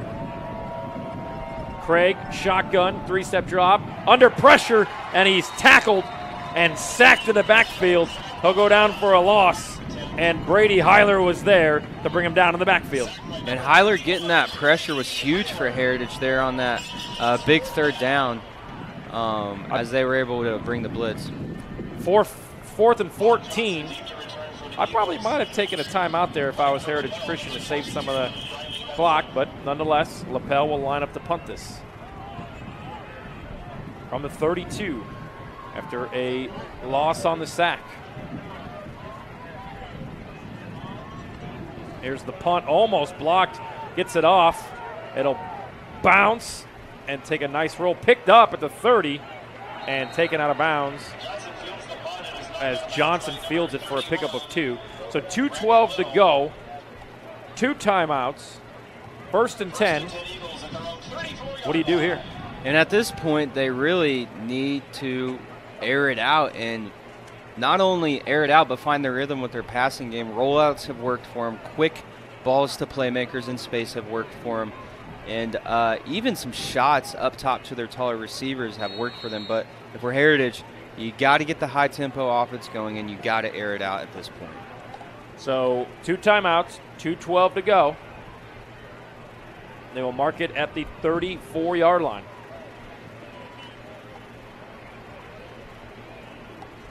They'll hand it off. Pimental makes one man miss, tries to get back to the line of scrimmage. He will, at a pickup of about 5. So 2nd down and 5, 2 minutes to go, first half. And the positive gain is good from their running game, but it's really not going to be sustainable with the clock ticking here. The clock is not their friend right now at the end of this first half. Yeah, after not calling it on the punt, and then now that run, they've lost a minute. Pimental takes the pitch, tries to cut it back, and lowers his shoulder for a pickup of 1. So I'm calling a timeout if I'm Lapel. And they won't. So 3rd and 4. I would have thought about a timeout there if I was Lapel. I would have thought about a timeout if I was Lapel, or honestly Heritage, either one of them. Here's the 3rd down. Nick's throw downfield, and it'll be incomplete. So 4th and 4. They'll have to punt it, and we have a flag in the backfield. Oh, it was by the receiver. We'll see the call here. Pass interference. I didn't look like a catchable ball, but there maybe was some he did have his hand on his arm. It looked like they were fighting with each other, but most times it'll go to whoever the home team is. So it's a situation like that. It is a huge break for Heritage Christian. The clock stops. They gain about 15 yards, and now they've got a chance to do some damage inside of Lapel's territory. Here's the screen, caught by Pimental past the 40, and he's going to go down. We've got a hold at the 40, so this will come back. Well, the story of this first half, Peyton, has been about 2 steps forward for Heritage and 3 steps back. It's been looking like that for both sides of the ball, honestly, but especially Heritage. They get these big plays and the momentum, and it's either they don't capitalize how they want to, or little mental errors is going to kill them in the end of this one, such as a holding like this when you could easily just move your feet. So the hold, we'll move it back to the midfield stripe at the 50-yard line, a 1st and 10. 1st and 20 coming up here. Nix will have to throw. Quick screen, caught, taken down, 5-yard pickup. Clock continues to run. Going to be second and long coming up as Pierman caught that one. And those quick passes are good for them to get some yards, but they really need a little more. So it's 2nd and 10. Nix steps up, goes deep, has a man caught, makes one man miss, 2 men miss, and into the end zone goes Heritage Christian, and it is a long touchdown of 45 yards, and hauling it in and taking it to the end zone is the freshman Noah Dearman. And just a great read by Nix here, seeing that it's a cover 2 defense as we have seen tonight, and splitting the difference with the post route, and the receiver just being able to take off in the open field like that is really what capitalized for them. Dearman. So Dearman gets his first touchdown of the season. The freshman, 45-yard catch.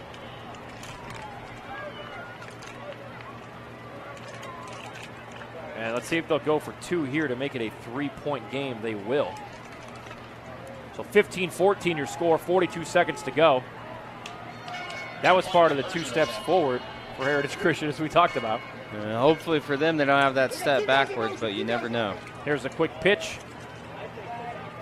Tries to cut it back, had no room, and it'll go for now. So the 2-point conversion is no good. With 42 seconds to play in the first half, a huge answer on homecoming night for Heritage Christian. They lead 15-14. You're watching high school football right here on IndianaSRN. My name is Jay Jones. I'm the commissioner of the Heartland Collegiate Athletic Conference, and we appreciate you tuning in to tonight's game. We hope you'll stay tuned to SRN for tomorrow's Heartland Conference Game of the Week, showcasing some of the best small college football in the Midwest. We look forward to seeing you then. Hey, Indiana. Let's clear the air about vaping. Glue, rat poison, paint. We all know these products contain poisons like formaldehyde, arsenic, and lead. And these are just a few of the chemicals you'll find in e-cigarette vapor. Let's clear the air, Indiana. Don't puff this stuff. Visit don'tpuffthisstuff.com to join the fight and spread the word. So a huge play goes for 45 yards. The freshman Dearman hauling in the touchdown catch. The 2-point conversion does not go for Heritage Christian. Nonetheless, 15-14, 42 seconds to go. But what an absolute huge momentum play there before the half. Huge for Heritage to respond like that, because Lapel gets the ball after half, and being up, seeing what they may do here, but they could have really pulled away if Heritage didn't score there. This ball will bounce into the end zone. 3 timeouts. They'll start from the 20-yard line.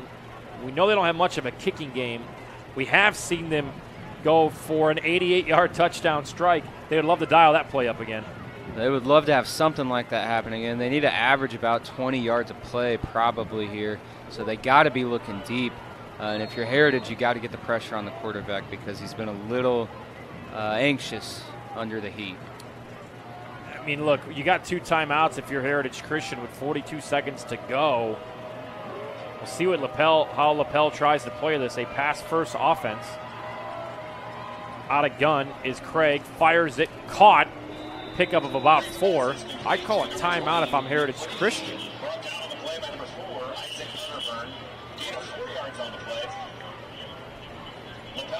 And so Lapel calls the timeout.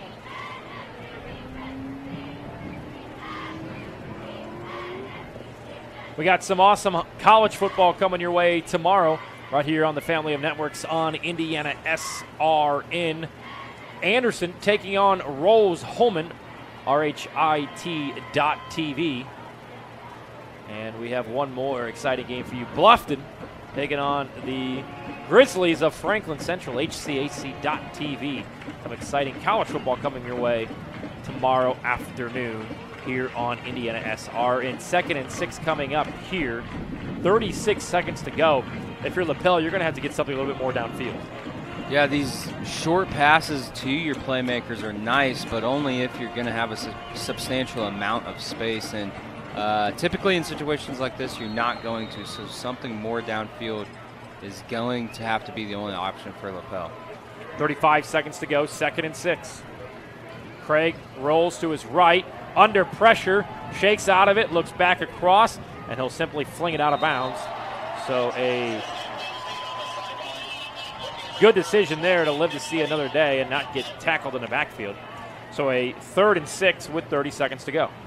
And great pressure there by Colin Jones, being able to read that rollout there for Heritage Christian. And Lapel, a huge third down coming up right before half. They have plenty of time and enough timeouts to make something happen, but only if they see something way downfield at this point.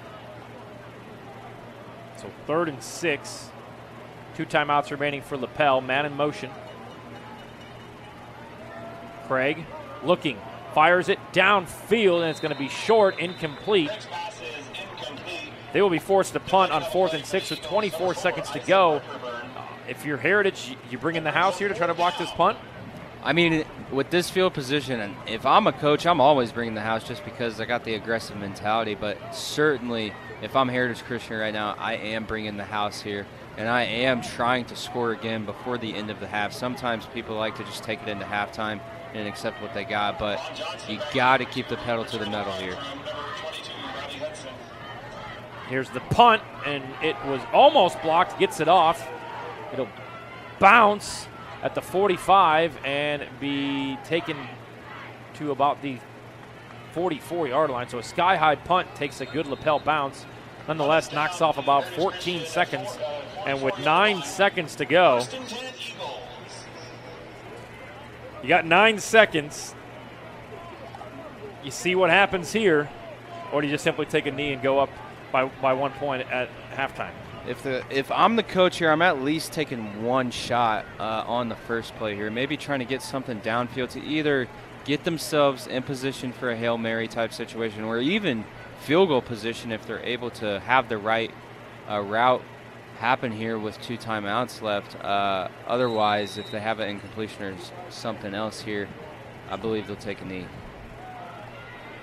So 1st and 10 on homecoming. Eli Nix, a sophomore quarterback. 9 seconds to play with.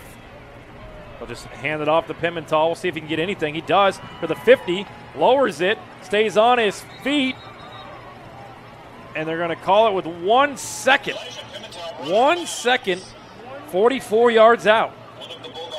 Does he have the arm strength to get it to the end zone? I guess we'll see here. I believe he does, at least to get a jump ball maybe. And if you're Heritage, honestly, you're not even hiding what you're doing at this point. Yeah. So put your tallest receivers maybe in a quad formation to the right or the left. I'd say the left because it's the short side of the field, and just chuck it up there to see what happens. Well, they bring in the big freshman, Noah Dearman, at 6'3", and they'll come to the sideline to talk about it. And the key, go ahead. The key here for Heritage is going to be getting good protection because Lapel is noticeably dominated the line of scrimmage on a few different drives here. But if Heritage isn't able to get any time for their quarterback, then they're not even going to be able to have a play, obviously. Do you go with a hard snap count here? Maybe try to gain 5 yards the cheap way and get you a little bit closer to that Hail Mary? I would roll any dice at this point because it's the end of the half, so what's the worst that's going to happen? Either way, you're going into the locker room either up by a point, up by a score. What you can't do here is throw it in space and get it picked off and have them return it. Yeah. So it is 1st and 10. Should be the last play of the first half. Dearman lined up to the right. Nix out of shotgun. Here comes the blitz. Picked up, quick screen, flip back. Pimentel has it, and it's going to go for a gain of about 4. So we've reached halftime. On homecoming, Heritage Christian with a 15-14 lead over Lapel. But Peyton, I'll tell you what, it's been a back-and-forth game. This one's going to go down to the wire tonight. Yes, it is going to go down to the wire. It could be very much a shootout here in the second half as well. Having this back-and-forth, just emotional, mental battle at this point because they have both been able to establish their running and passing to a certain extent, but the mental errors are getting to them, such as the penalties, the fumbles, and the holdings, and all that type of stuff. So if they're able to eliminate all that, one of these teams will be able to pull away. Who has the momentum going to half? It seems like Lapel's going, all right, we've gotten our passing game going. We were driving down to go up by 2 scores before we had the fumble. You're feeling good. Heritage, you're going, all right, we've done some things good in the passing game that maybe wasn't expected. The running game's been okay. Who do you feel like has the momentum going in the half?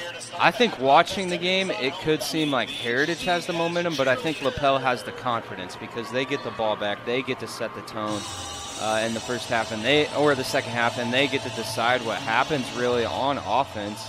But if you're watching the game, it may seem like Heritage could have the momentum. So, honestly, I would say that it's evenly matched with the momentum, so to speak. Heritage on their opening drive connected on a field goal 24 yards out to go up 3-0. Then on the pursuing drive for Lapel, it was a 6-yard Riley Hudson touchdown to go up 7-3. Then a 4-yard run by Pimental makes it 9-7 after the extra point was blocked. Then an 88-yard touchdown strike from Devin Craig to Nick Whitty to make it 14-9. Then a 45-yard touchdown pass to Dearman makes it 15-14. Both teams with a fumble. Also, Heritage Christian Eli Nix has thrown an interception. We'll have an extended halftime show coming up for you. We'll look at some scores around Central Indiana, and we'll bring you an exciting halftime show as well. It is homecoming night here from Heritage Christian, where the home Eagles lead Lapel 15-14. We'll be back right after this on IndianaSRN.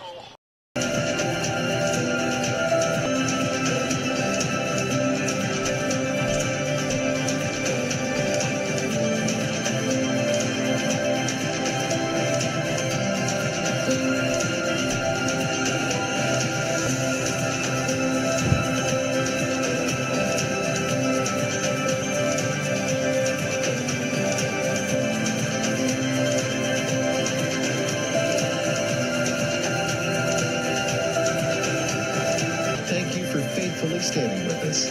You are truly making a difference in the lives of our neighbors in need.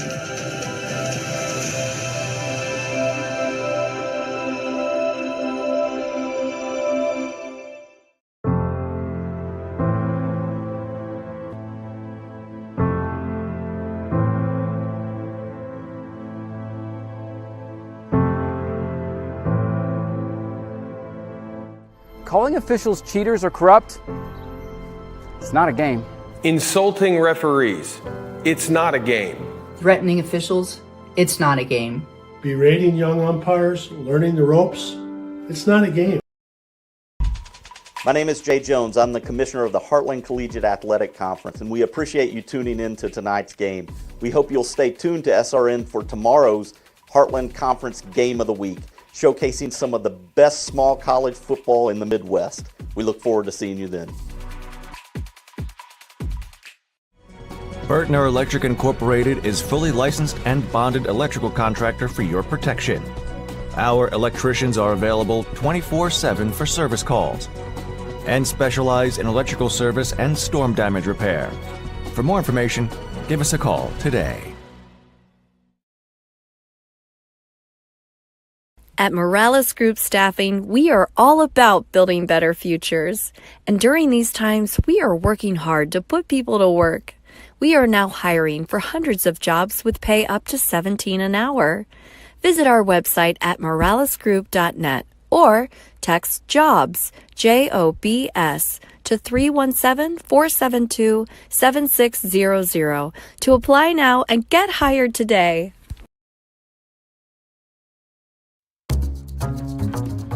We really focus on modern application development, DevOps, so automating the whole process of delivering your solution, and cloud architecture. It's very important for mid to large companies to have cloud partners because you can't possibly have all the talent you need to address the complex ecosystem of the cloud. We advise them on all parts of their business. And then when things are defined and we see a clear goal, Clean Slate also then goes and does the work. We have a team that is very passionate about what they do. We love to solve complex problems, and there's a lot of companies out there that will avoid, getting involved in those things, and I think that's why clients like to work with us.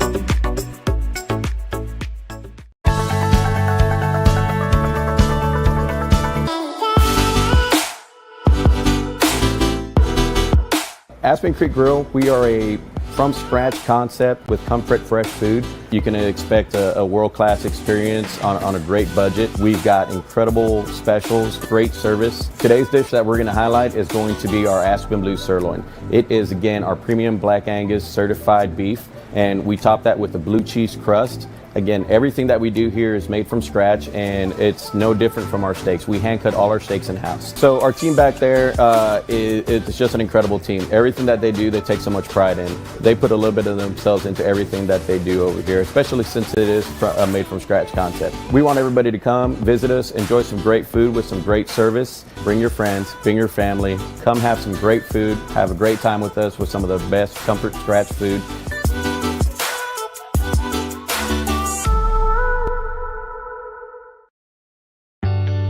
Warehousing to transportation and everything in between, Piper Logistics does it all. Centrally located, Piper Logistics has 2 warehouses in Indianapolis and a warehouse in Cincinnati, Ohio.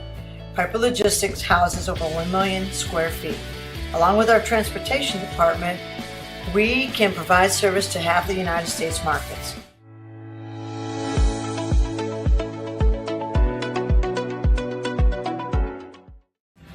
Thinking about what to do after high school? Consider a career with Boilermakers Local 374. As a Boilermaker apprentice, you'll earn while you learn. We offer excellent wages and benefits, and as part of our no-cost hands-on apprenticeship program, you'll learn from the best in state-of-the-art training centers and on the job. Become a union Boilermaker and get on your way to a great career. Find out more, visit www.local374.org or call 219-845-1000.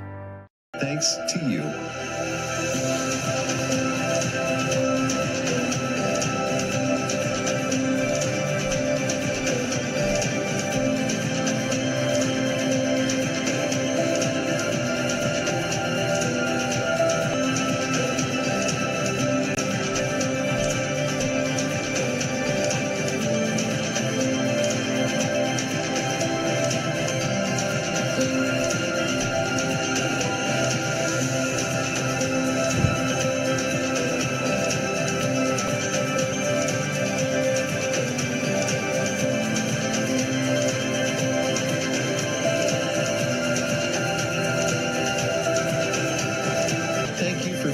Standing with us. You are truly making a difference in the lives of our neighbors in need.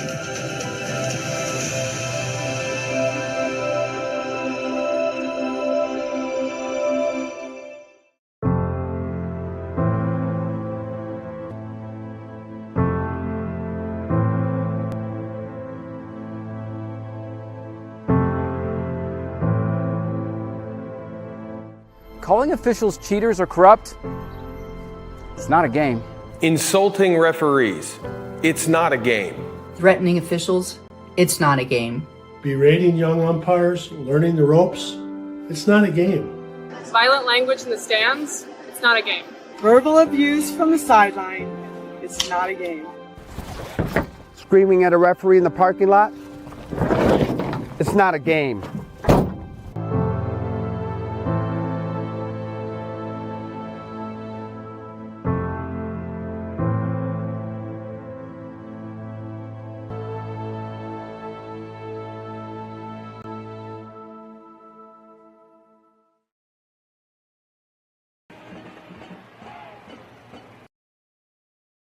High school football fans, welcome back to Friday nights, to pure spirits, to pure sports. Welcome back to high school football. Fans, I'm IHSAA Commissioner Paul Knighty, and I just want to say, welcome back. This is Friday night. This is Indiana high school football. This is your IHSAA. Becoming a licensed sports official is a great way to make a positive difference in the community and support the over 160,000 Indiana student athletes that participate across 22 IHSAA sports. Sports officiating allows you to stay connected to the game, become a role model for our young student athletes, earn extra money, and support the patrons and communities of our IHSAA member schools. To learn more about becoming a licensed IHSAA official, log on to ihsaa.org/officials today. Hi, I'm Matt Wolford, president of the IHSAA Foundation, and we need your help. We need your help so the youth of our community can develop advanced leadership skills. We need your help giving high school administrators and coaches the instruction and insight they need to be better role models and teachers. To learn more or to make a tax-deductible contribution, go to IHSAAfoundation.org. You'll not only be contributing to the foundation of the IHSAA, you'll be contributing to the foundation of our community.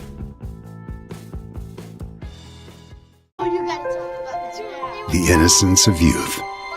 Is there anything any better? But soon they'll be in high school and facing all the same challenges you faced. How to make friends, how to fit in, how to be cool. We want our children to have everything they'll need to live fulfilling and productive lives. Make sure the kids in your family are among the more than 160,000 participants here in Indiana who take part in high school sports.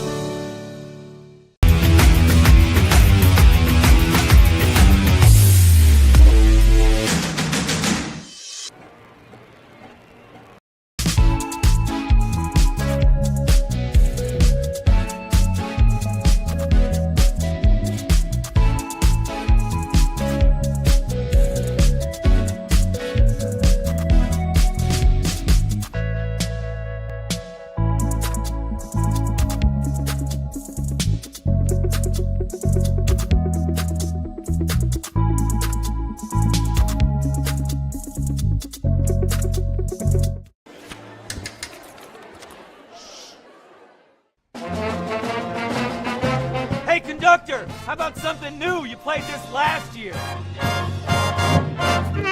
Come on, get your head out of your sacks. Shh, we're trying to hear. Well, I'm sick and tired of hearing your kid play the wrong notes. Where's my kid's solo? At least you can see your kid. Why is my kid stuck way in the back? The conductor only plays his favorite. My kid earned that solo! You saying I did? Yeah, Come on! I'm Keith Myers, Vice President of IndianaSRN. Thanks for joining us. Do you know IndianaSRN broadcasts 350 games a year?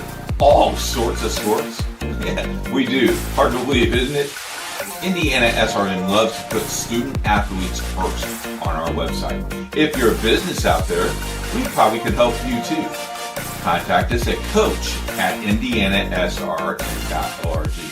Grandma from out of state thanks you.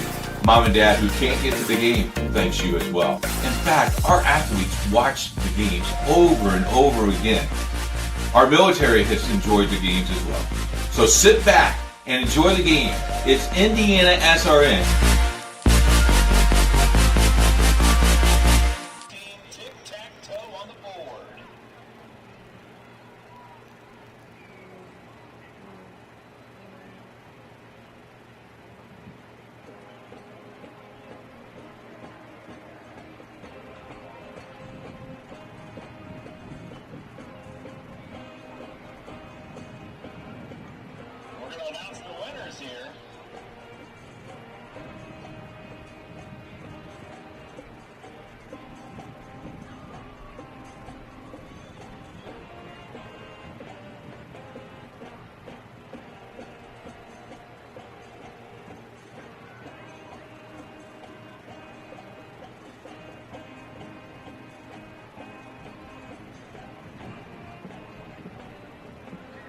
Let's hear it for the winning team of human tic-tac-toe.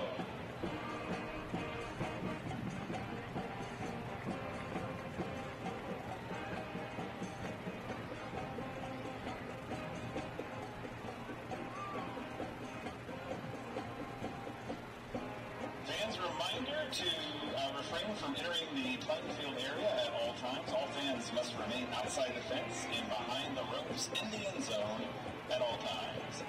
And swing by that concession stand. It's been hopping today. And there's also a special fundraiser with special football gear. There's t-shirts, long sleeve t-shirts, all kinds of fun stuff as a fundraiser for the Heritage football team to get your gear here for the last few weeks of the season with a little bit of colder weather coming.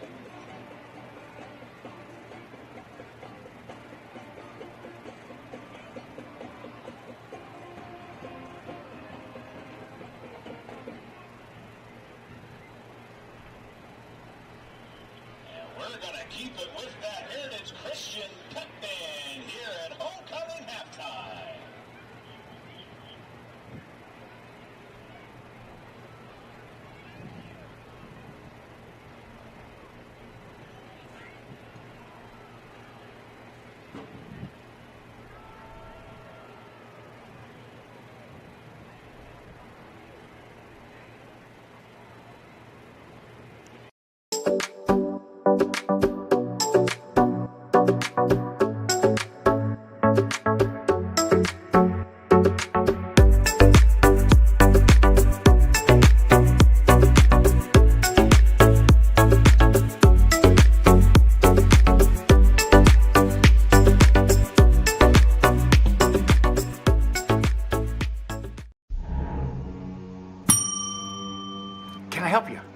Yeah, I'd like to order a hamburger, fries, salt, maybe a large vanilla shake.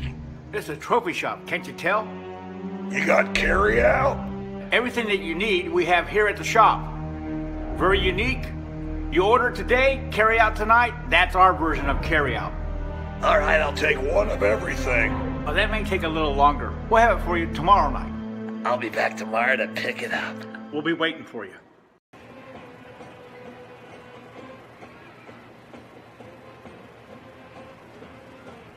Homecoming festivities wrapping up here from Heritage Christian High School as we've reached recess. The Eagles, the home team, leading 15-14 over the Bulldogs of Lapel. Tony Donahue alongside Peyton Brown. And Peyton, before we get into some of the keys in this second half, let's run through some local area scores around the state of Indiana. Yeah, Triton is up on Cecina 35-0. Oof. Concord is up on Northridge 14-13. Cathedral is up on LaSalle 28-12. Edinburgh is up on IPA 34-6. New Haven is up on Belmont 20-7. Center Grove is up on Pike 48-7. Marion is losing to Muncie Central 15-20. Brownsburg is up on Zionsville 46-21, and Ben Davis is leading Carmel 7-0. Ben Davis over Carmel 7-0. Let's go back to this first half. It was both teams, I thought, did a really good job of answering the others, whatever you'd like to call it. Whenever Heritage got the momentum, Lapel kind of took it back. When Lapel was taking some momentum, Heritage had an answer. So that's what I'm looking for. Each team had an answer. What were you impressed by the most there in that first half? I was impressed by exactly what you're saying, the team's responses to the scores and the drives and the momentum shifts. It's been very back and forth, up and down for both teams. But both teams are able to just stay in it, stay focused, stay locked into the game, and not really worry about what happens on the other side of the ball, because sometimes teams derail when something wrong goes for them, or they get scored on, or they don't capitalize on a drive, and then it just derails them the rest of the game. But these two teams have not done that here tonight. So Heritage with a 15-14 lead. They got the scoring going in the first quarter on their opening drive with a 24-yard field goal to go up 3-0. But on the responding drive, it was Riley Hudson's 6-yard touchdown run. That made it 7-3 Lapel. Pimentel answered with a 4-yard touchdown run of his own. That made it 9-7 after the extra point was blocked. Then an 88-yard touchdown. Whitty takes it to the house, breaks about 4 tackles to make it 14-9. And then the 45-yard touchdown strike for the freshman Dearman made it 15-14. Both teams have lost a fumble, and Whitty also has an interception on the defensive side of the football. Hey, we want to thank Wheeler Mission. Move your feet so others can eat. Be a part of the Drumstick Dash on November 23rd beginning at 9 a.m. You can either run or walk. For more information or to sign up, go to drumstickdash.org as the teams retake the field for some stretches. We'll take one more quick timeout and come back. Set yourself up for the second half right here on IndianaSRN. Thinking about what to do after high school? Consider a career with Boilermakers Local 374. As a Boilermaker apprentice, you'll earn while you learn. We offer excellent wages and benefits, and as part of our no-cost hands-on apprenticeship program, you'll learn from the best in state-of-the-art training centers and on the job. Become a union Boilermaker and get on your way to a great career. Find out more, visit www.local374.org or call 219-845-1000. We encourage you to follow us on Twitter at IndianaSRN. Find upcoming games, video highlights, and much more. Follow us now at IndianaSRN. Can't get to a computer? Then we've got you covered. Just go to the IndianaSRN app and stay up to date with all of your favorite teams. You can watch live coverage or relive the experience with our on-demand service.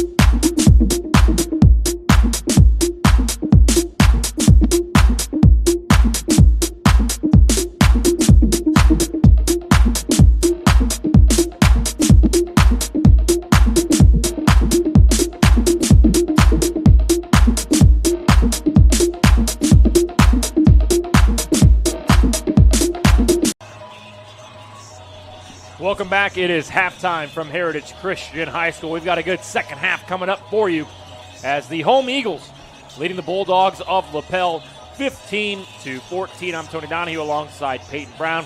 As always, Kyle and Ben doing a great job with the pictures here this evening.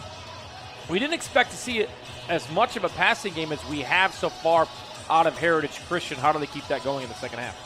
They got to build off of what has worked well for them, and it's short passes to their playmakers in open space. It's the short hitch routes, and that 7-yard out route is wide open on a rollout type of pass, but also big shots like they've been able to take to the freshman Dearman and other receivers as well. Just giving a one-on-one matchup and having their receiver outplay the defender will be huge for them here. And for Lapel, at 2-4 on the season, outside of that Frankton overtime loss, they really haven't found themselves locked up in too many tight games. It was a 14-point loss last week. They blew out North Decatur 42-7. They lost to Lutheran 38-7. Shenandoah 42-8. And Hamilton Heights, they lost 27-14 to kick the season off. They will get the opening kickoff here to start the second half. What do you expect out of their first possession? I expect the same thing that they've been doing, but I think they'll take a shot early. They used their run to set up their pass, and they were able to do both effectively. But I think Lapel is going to come out aggressive here to really set the tone and find someone on a deep shot. Yeah, Devin Craig having a great night so far. He's found the end zone a few times through the air. And it is 15-14 here as we are underway in the second half. Kick in the air, and this will be fielded with a foot in the end zone. He'll bring it out. He's at the 15, makes one man miss, crosses the 20, 25, 30. Off to the races he goes, and the kicker ties him up, but they'll get it at midfield at the 50-yard line after an excellent return there by Lapel.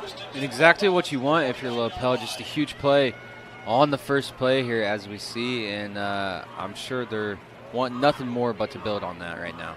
So a nice kickoff will give Lapel great field position here on their first drive of the second half, looking to regain the lead. They'll actually mark it right at about the 49-yard line.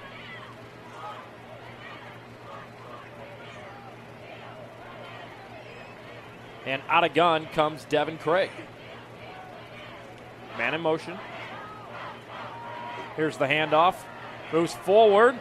A pickup of about 8 there, so a nice burst out of Jack Miller on first down.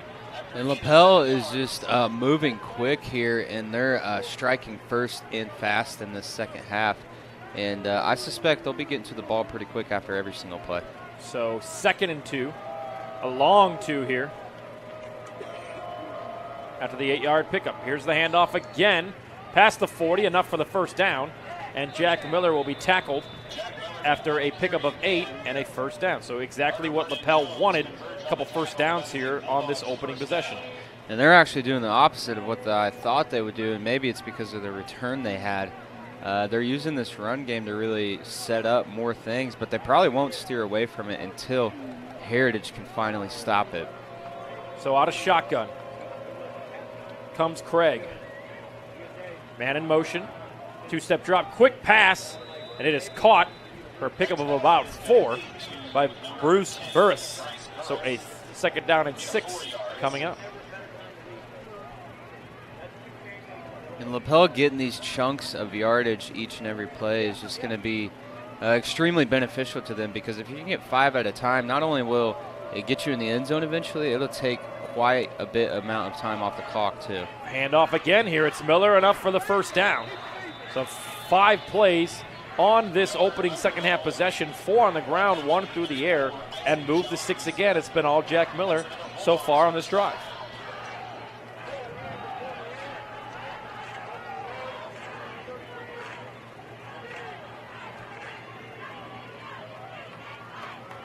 From the 22-yard line.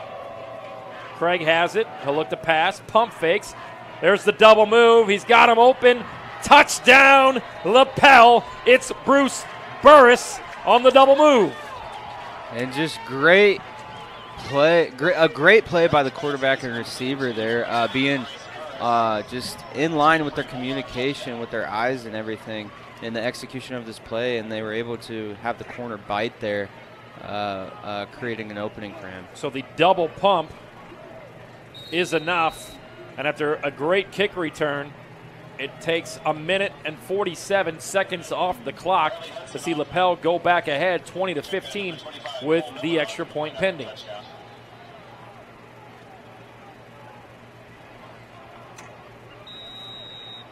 And they are going to look around and then throw the flag. It was a false start. Would you, not now, obviously with the penalty, but would you think about going for 2 to make this a 7-point game? I'd even think about going for 2 now because you got a little bit more room. A little bit more room to work with. It does push them back a little bit, but they have more room maybe to get a rollout type of play in. And if I was a coach, I would want it to be a 7-point game and not a 6-point game. So dead ball, false start. It'll push it back.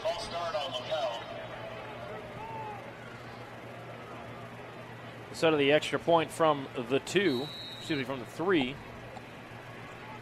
they move it back to the 8-yard line, and they will still elect to kick the extra point. 5-point game. Lapel 20-15 on homecoming night for Heritage. The Bulldogs trying to spoil it. Extra point is up, and this one is true. So a quick 50-yard drive in a minute 47 puts Lapel back on top, 21-15. You're watching high school football right here on IndianaSRN. We encourage you to subscribe to our YouTube channel, IndianaSRN. Hit the bell to get notifications for upcoming games and more. Watch as many games as you want, as many times as you want. Burtner Electric Incorporated is fully licensed and bonded electrical contractor for your protection. Our electricians are available 24/7 for service calls and specialize in electrical service and storm damage repair. For more information, give us a call today. My name is Jay Jones. I'm the commissioner of the Heartland Collegiate Athletic Conference, and we appreciate you tuning in to tonight's game. We hope you'll stay tuned to SRN for tomorrow's Heartland Conference Game of the Week, showcasing some of the best small college football in the Midwest. We look forward to seeing you then. We want to thank Boilermaker Local 374. They can offer you a career as an iron shipbuilder, blacksmith, or general help. For more information, contact the International Brotherhood of Boilermakers at 219-845-1065. Lapel will kick it off, and it is a squibber. It'll be bouncing, picked up, and he's going to land on it after it's smacked off of his hand. So the swib kick will go just as good as a touchback down to the 20. And that's where Heritage Christian will take over for the first time here in the second half.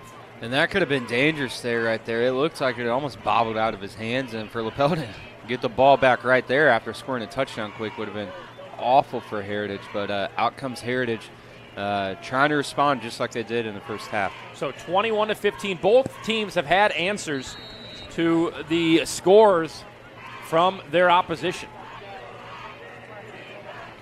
Again, 10-12 to go, third quarter. 21-15, Lapel now. Nix, screen pass, caught and tackled in the backfield for a loss of 4. So a 2nd down and 14. And a great read by that corner there, just understanding the situation with what the receiver was doing there, because sometimes they don't realize what's going on. They might think it could be a slight version of a hitch and go when they stop just like that, but understanding that the ball is getting thrown to him and making a play was huge there for Lapel. So Sloan loses 4, and it'll be a 2nd down and 14. Clock running, third quarter, ball on the 18-yard line. Quick pitch, right side. Pimenthal can't go anywhere. Tries to spin out, and it is back-to-back losses for Heritage Christian, and it is a 3rd down and long coming up. And he had the outside open, it looked like. I don't know why he really cut back in, but the pursuit from Lapel's defense there still gave him nowhere to go, and this is going to be huge for Heritage. I wouldn't be surprised if we saw some type of shot over the middle, or maybe even some type of wheel route to confuse the defense. So a 3rd and 15. And Kyle, this feels like a big play in this game. I know we're early here in the second half. Nix, plenty of time, fires it. It's in the air. He's got some separation, and it is picked off. The second interception of the night for Eli Nix, and Lapel will take over at midfield.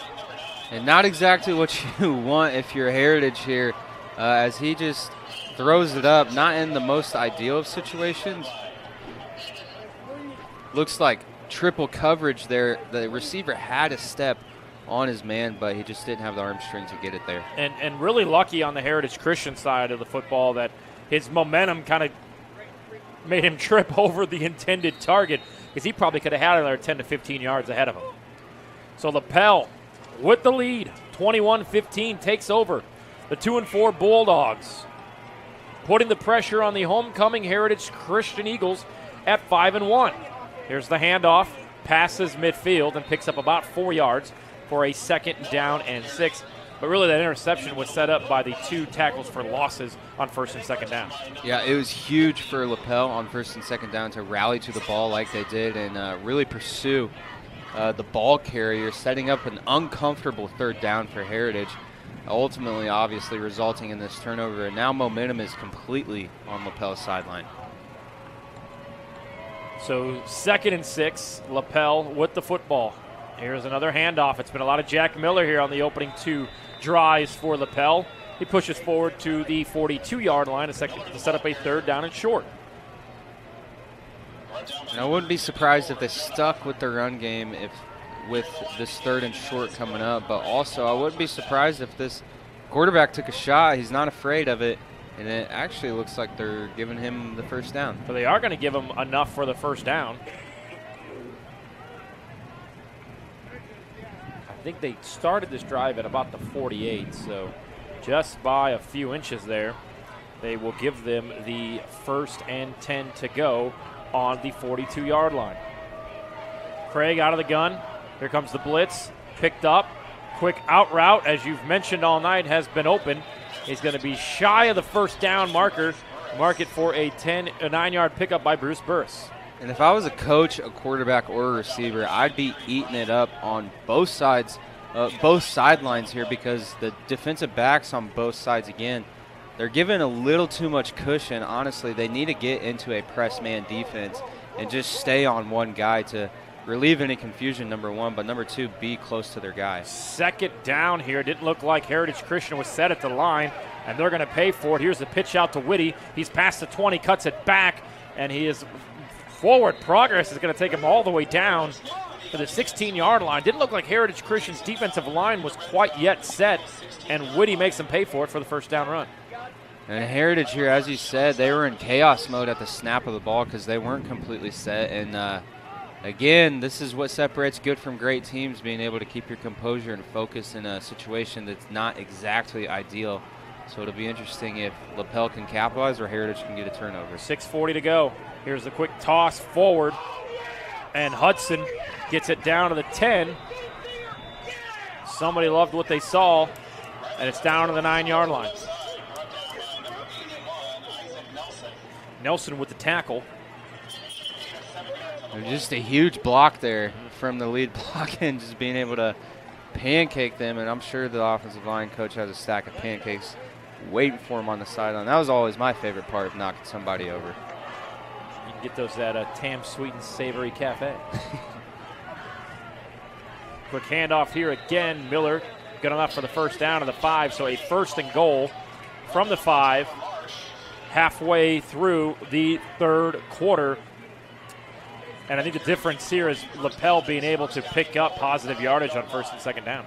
Yes, that has been the huge difference here in this second half. And if we're Heritage here, we can't completely check out because a field goal is holding them to a field goal is a lot better than them getting the touchdown. Miller has it, and he is in for the touchdown. Jack Miller is in with his 2nd touchdown of the season. This one comes from 5 yards out. And just like that, it is 27-15. And just a hard run being the aggressor. He fell forward on top of this linebacker, ultimately getting him in the end zone. And they go for 2, and they get it.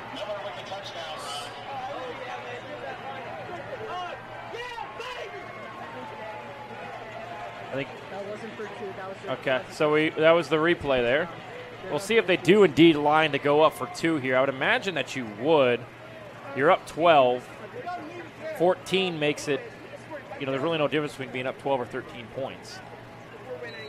But being up 14. But being up 14. Huge difference. Huge difference. So they will go for it. They're going to keep him, which I would. May as well just hand it off to the workhorse here, Mr. Miller. He's been the back of the third quarter.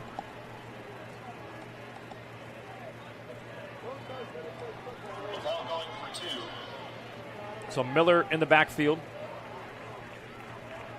Pitch forward, Whitty. He does it all. He's got, that's Riley Hudson. So Hudson ran a touchdown in the first quarter. He picks up the 2-point conversion. And just like that, with 5:30 to go in the third quarter, Lapel scores 15 straight points. They lead at 29-15. We'll be back right after this on IndianaSRN. To you.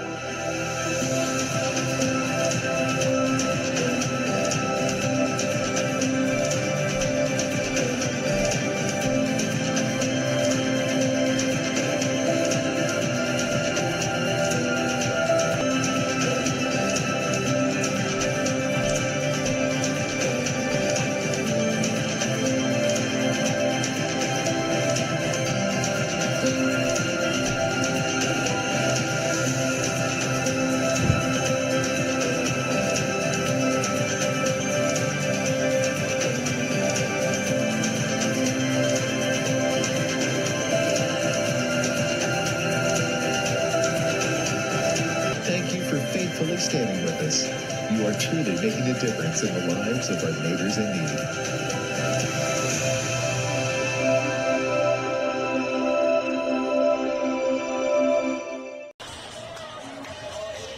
Well, this third quarter has certainly belonged to the Lapel Bulldogs. Back-to-back scores. 2-point conversion, good.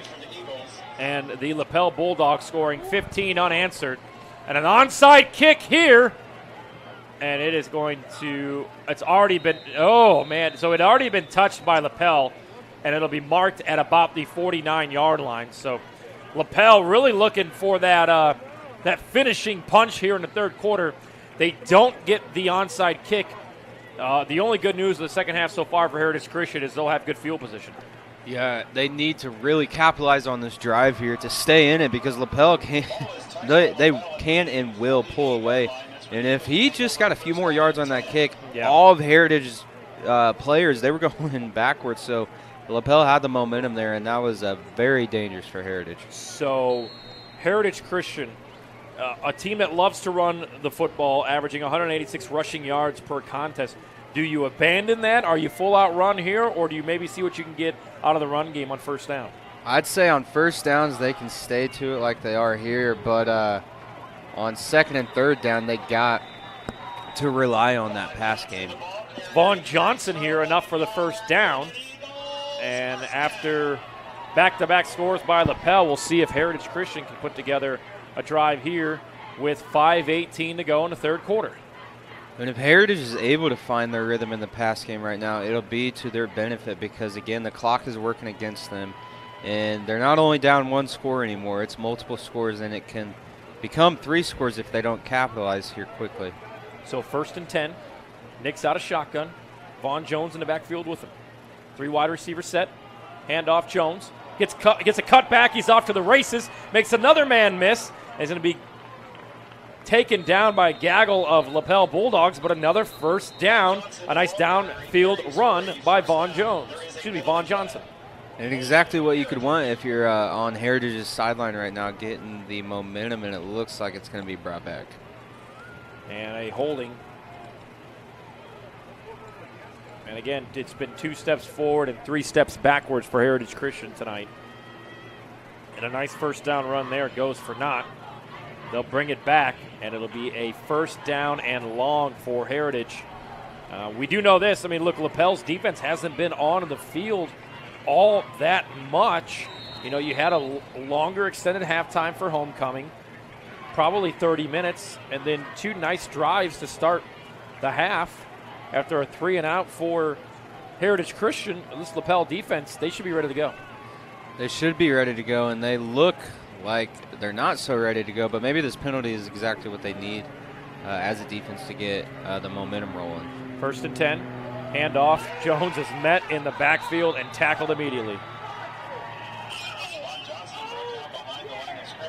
And there's just no getting past that at all if he's ripping that is straight to 6'6", 325 right at you. And that's what they call a big boy. That's what they call more than a big boy right there. And if we're Heritage, we need to be double teaming that kid, I would say. So what should have been a 1st and 10 from around the 34-yard line has turned into a 2nd and 22.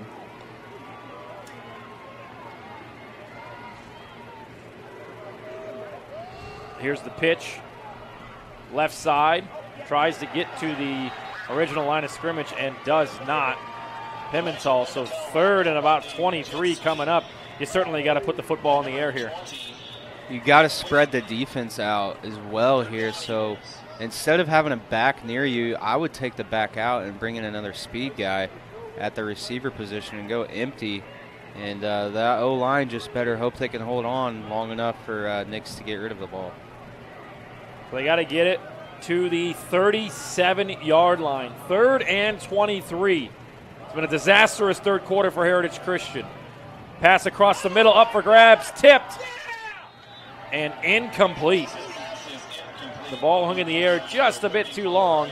It was deflected and batted down, intended for Isaac Jones. And a 4th and 23 with 3 minutes to go. Heritage Christian will be forced to punt. And in the second half, it just looks like Lapel wanted to bring the aggression, and Heritage did not, because they're both able to move the ball at times, but the mental errors and the physicality is what is beating Heritage right now. So here's the punt. It's a low liner. Takes a bounce at the 25. It'll keep Limp Biscuiting down, rolling to the 5, to the 4-yard line, and it'll be at the 3. That's where it will be down. So Lapel, with all the momentum in the world, they will take over with 97 yards to go with 2:45 left here in the 3rd quarter. Peyton, very important here for Heritage Christian's defense to come up with a 3-and-out. It's very important for them to be able to do that, to shift the momentum back to them like we've talked about all night. Or if they're aggressive enough, this is viable turnover range here. If they're able to get a turnover, they're going to be in perfect position to score and maybe even get a fumble and touchdown or intercept a pick 6, something like that. How much are you forcing the issue here on 1st down? Are you trying to throw it to get those yards? Or are you going to safely run it? We'll see here. Here's the pitch. Gets around the outside and spins forward to the 20, and he'll be knocked down at the 27-yard line. So just what the doctor ordered on 1st down, with your back against the wall, you go 27 yards for 1st down. And he just did not want to stop his legs from moving, because as we see here, he outruns a few kids, but then he just bounces off people, and nobody is tackling where they need to be. They're tackling up top, and you can't do that with a strong kid. His legs are going to keep going, and if you take out what his wheels are made of, then he'll be stopped immediately, but they were not doing that there. Another handoff here. It's Jones, and he will barely make it back to the line of scrimmage. Excuse me, it's Jack Miller. So 2:18 to go. If you're Lapel, are you starting to kind of think about the clock, keep that clock going, or do you wait until the 4th quarter for that? I'd say if I was a coach, I'd wait till the 4th quarter. I'd punch another one in here and be aggressive to really just nail down the coffin on Heritage Christian here on their homecoming night and spoil it for them. And then when you get it back, because it's inevitable that they will get it back in the 4th quarter at least once, you milk the clock then.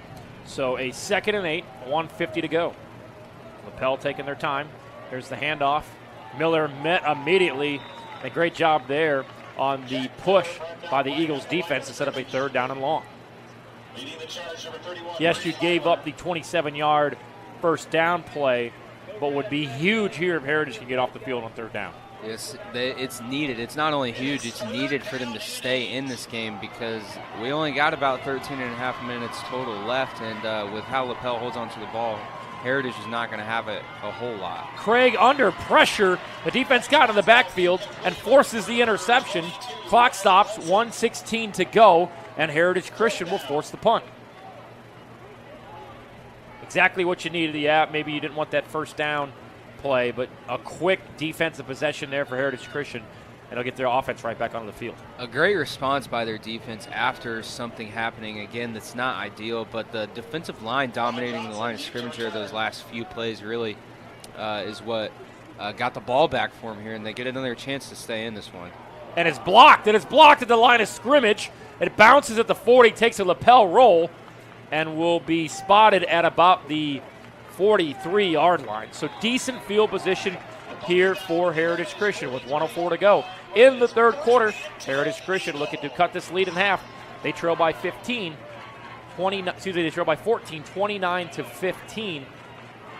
It's been a dismal third quarter. You got to get positive yards here on first and second down to keep this drive going. Their first and second down plays are going to be their biggest plays that are needed as we go into the end of this game, and especially on this drive, they have to have positive yards with no mental errors, no penalties to punch it into the end zone, because after this drive, mathematically, the time is not going to be on your side here, and they may not have enough chances to come back. Nix, pump fake, going deep, first down shot, ball up for grabs, and it is going to be incomplete. But you like the play call there on first down. I like the play call a lot there. It's aggressive, and it's taking a shot to somebody who is a playmaker for your team. It's not like it's just throwing it up to nobody there. It's one of your top receivers, and just giving one of your taller and top receivers a chance one-on-one, I think is a great play call, but obviously you'd want it completed instead. Sloan is one of their best targets. He has 30 catches on the season and 3 touchdowns. So empty set backfield, 5 wide. Nix fires right side, caught. Sloan makes somebody miss, makes another man miss, and he's going to pick up about 5 yards here. And it'll be maybe even 6, so we'll mark a 3rd and 5 coming up here at the 50-yard line. I would probably run a play here, see what you get, and then you could take that 4th down going into the 4th quarter. I think they have to run a play here with the play clock especially, and if I'm Heritage, I'm aggressive here on this 3rd down because it is 4-down territory no matter where they're at in the field, so I'm taking some kind of deeper shot over the middle, honestly. So 18 seconds to go. Fires to the right side, caught. Pimentel loses the ball. We'll see where they mark it, just short of the 1st down. A big 4th and 1 coming up to start the 4th quarter. Lapel with all the momentum as we head to quarter number 4 on homecoming night from Heritage Christian High School. Lapel scores 15 unanswered in the 3rd. They lead 29 to 15. We'll be back right after this on IndianaSRN. We really focus on modern application development, DevOps, so automating the whole process of delivering your solution, and cloud architecture. It's very important for mid to large companies to have cloud partners because you can't possibly have all the talent you need to address the complex ecosystem of the cloud. We advise them on all parts of their business. And then when things are defined and we see a clear goal, Clean Slate also then goes and does the work. We have a team that is very passionate about what they do. We love to solve complex problems, and there's a lot of companies out there that will avoid, getting involved in those things, and I think that's why clients like to work with us. First down to the 30-yard line, and a big-time play call there, Peyton, on 4th down. And a huge play call and just a huge play made by him. They're able to get that 1st down. As we see, the whole defense is going where Pimentel is because obviously they're keying on him, and they're able to reverse it here and not only get enough needed for the 1st down, but even more to put them in scoring position now. An absolute awesome play call there, and a quick pass to the fullback down to about the 22-yard line, and some major momentum now starting to shift over to Heritage Christian here in the 4th quarter. And Heritage being able to score on this drive is going to be huge because they're really only going to get one more drive on defense where they need to make a stop, and then they need to possess the ball on offense the last time they get it. Pimenthal taken down to the 20-yard line. Mark it the 19 on forward progress. Plenty of time here, but as you mentioned, you need your defense to step up next time they're on the football field.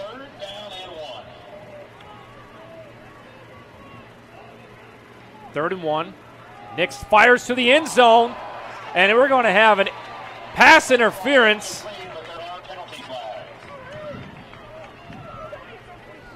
Pass interference. So sometimes you throw it up and you get the flag. So the call there, we'll see. It certainly was maybe more so illegal contact downfield than what it was a pass interference on a non-catchable ball. But nonetheless, the call there, and the momentum on Heritage Christian's side continues to build. The Morales Group is building better futures one story at a time. They have locations in Indy, Zionsville, Anderson, Columbus, and Lafayette. For more information, give them a call, 317-472-7600. First and 10. Nix with Johnson in the backfield. Johnson gets it. Big Johnson runs it down to the 4-yard line. It'll be a second and goal here. You absolutely 4-down territory, need a touchdown. Yes, you need a touchdown, and there is no other option at this point. And on this down, the slant is open all day. Yeah. If I'm the quarterback or the coach, as they're leaving a little bit of cushion in the middle, or even maybe some kind of slant sit-down route as well. But I wouldn't be surprised if they ran it again. Lapel looking for a big defensive stop here. They are on their heels. Second and goal. Handoff. Johnson again, stuffed in the backfield. He won't get it. So a third and goal coming up here for Heritage Christian. And that loss of a yard-ish there was huge for Heritage, because going backwards is going to make it a lot more difficult than going forwards obviously would have. Yep. Down by 14, 2 scores. That Lapel 2-point conversion back in the third quarter, that could loom large as well if Heritage Christian does come back in this one. Nix slant, back of the end zone, a lot of contact, but incomplete. I'm going to say this, and I've never coached football in my life. I've played a lot of Tecmo Super Bowl way before you were born.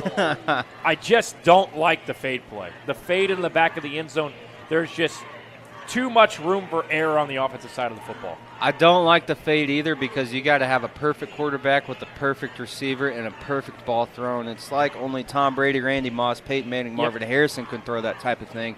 But in high school, like I mentioned, the slants are open, the hitches are open, the outs are open, or even a toss outside is more open than the fade is. How about the fullback right here lined up to the left? We'll see if they look towards him. Nix looks, fires it, up for grabs, and Sloan cannot haul it in.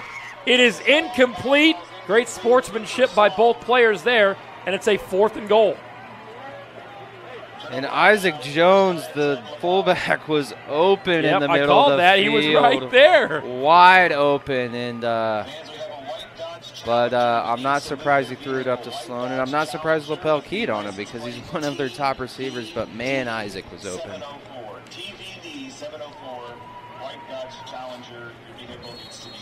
Move your vehicle if you have a Dodge Challenger. If you're at home and your buddy's there. Oh, so that was 4th down. Excuse me. I thought that was 3rd down.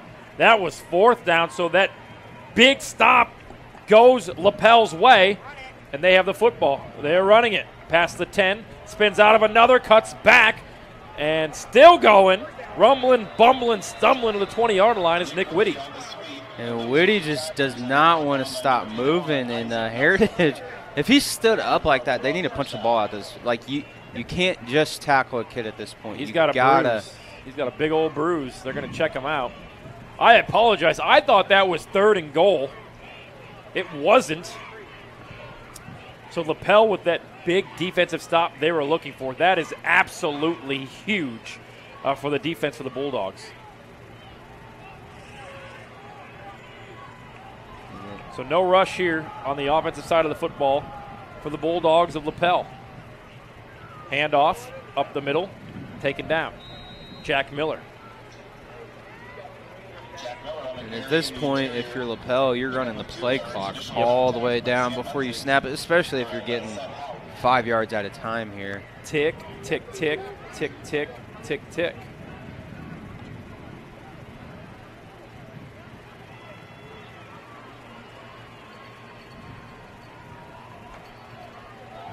So Lapel with the ball, 9:45 to go. They'll throw it, and it's going to go incomplete. A couple coaches go down. I know you're a pass-first offense, but you just mentioned it. Running that football and keeping the clock running is of utmost importance here on a 2nd and 7. Incomplete. Clock stops on a 3rd and 7. And now you have to pass it. But if you were able to run it on 2nd down, you'll probably get 5 yards with the clock ticking. But now the clock is stopped and you have to pass.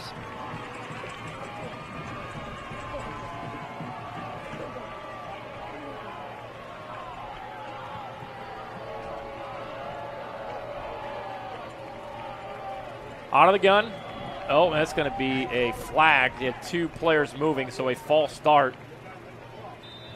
Don't get a horse collar to offset the penalties there.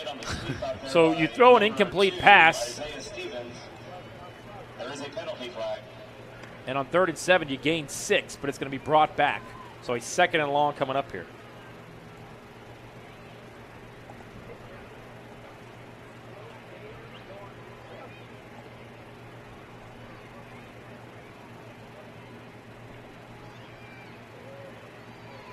Illegal shift on Lapel. So an illegal shift.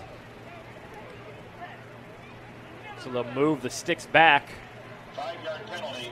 And you just get the sense that Lapel isn't doing enough to put this game away.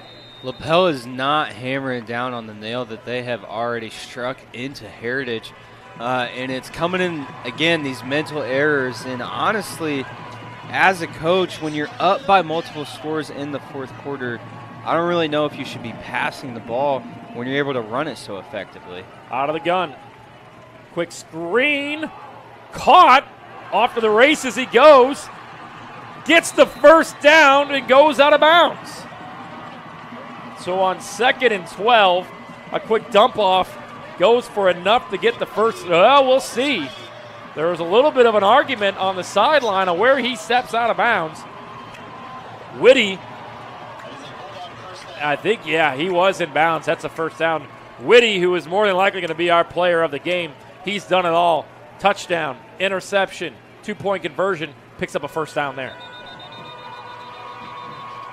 And we'll have a officials timeout here to reset the tape. It looked close. I thought from the naked eye that he got it, and they certainly got together. So great job by the officials there. Give him the 1st down.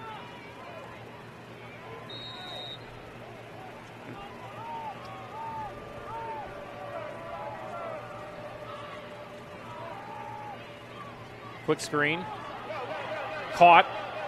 35-40 and pushed out of bounds at about the 42-yard line.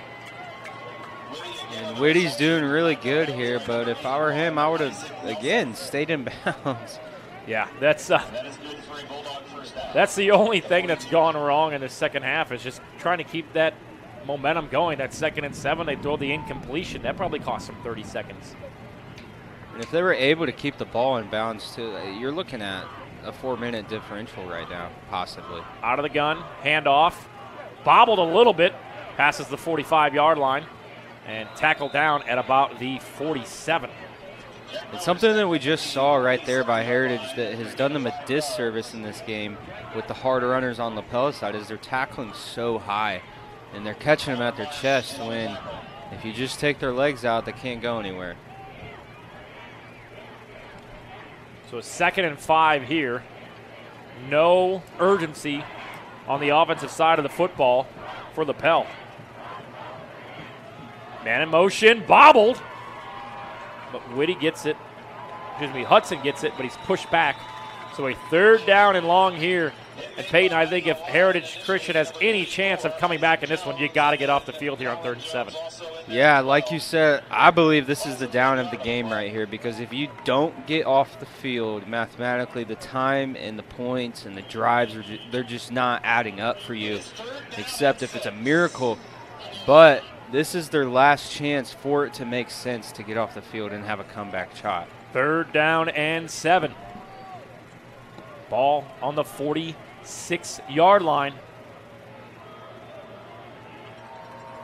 Heritage showing blitz, 2-men defensive push. Throw to the left side, overthrown, incomplete. So with 7:31 to go, Lapel will punt it away, and Heritage Christian will take back over on offense. And I wouldn't be surprised if we saw some pressure on this punt here like we saw last time. They got a piece of it, and if they're able to get more than a piece of it here, they're going to be in much more manageable field position with the time that they have left here. So Hudson will do the punting. He's at the 29-yard line. Here's a push from Heritage Christian. I don't know what that guy just said. And it is fielded, sneaks out of it, off to the races. Makes one man miss. Makes something out of nothing. And all right. I feel you there. So 7:17 to go. I want to take a break, but we won't. Sorry for any language that you may have heard. But Lapel leading by 14. Heritage Christian with the football. And you got to go quickly on this drive no matter what. You got to air it out, and you got to go quickly. As we're seeing now, empty. 5 wide. I wouldn't be surprised with the inside guy up the seam. He was open. Now, do you maybe set that up? You look at your first check down, you throw it, now you're going, okay, that's the 2nd or 3rd time we've seen him release in the seam. Do you set that up for a big play here? It can be set up, but I would hit it sooner than later. It's more of a beginning of the game type of setup play scheme, but now it's like you need to take what's open. Yeah. Obviously, Sloan is one of, if not your top receiver, but you got to just take the people that are open at this point. So 2nd and 5. Nix looks to the sideline, deflected, and almost picked off. So Carpenter gets the big paw up and bats that one away. So a 3rd down and 5 here for Heritage Christian.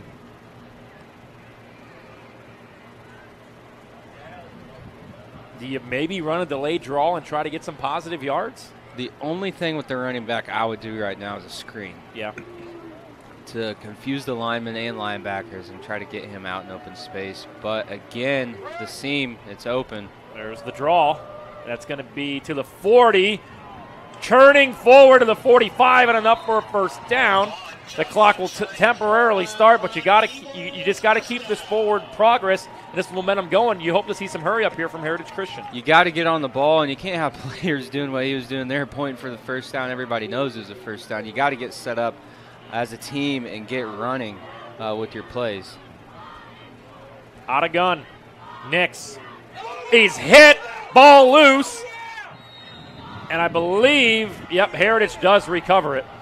So great defensive push there on the blitz. Heritage lucky to pounce back on it. Great sportsmanship on both sides there. But a 1st and 10 sack will make it a 2nd down and about 16 with 6 minutes to go. So I'm not seeing much of a sense of urgency here halfway through the quarter.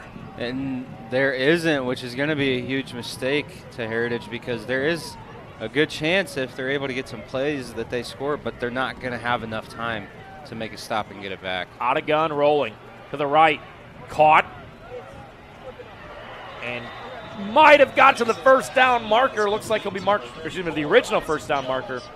He'll be a bit short there on the 4-yard catch. That was the route we've been talking about being open, but that one only goes for 4 yards. The last couple of plays, it's been a little bit more downfield.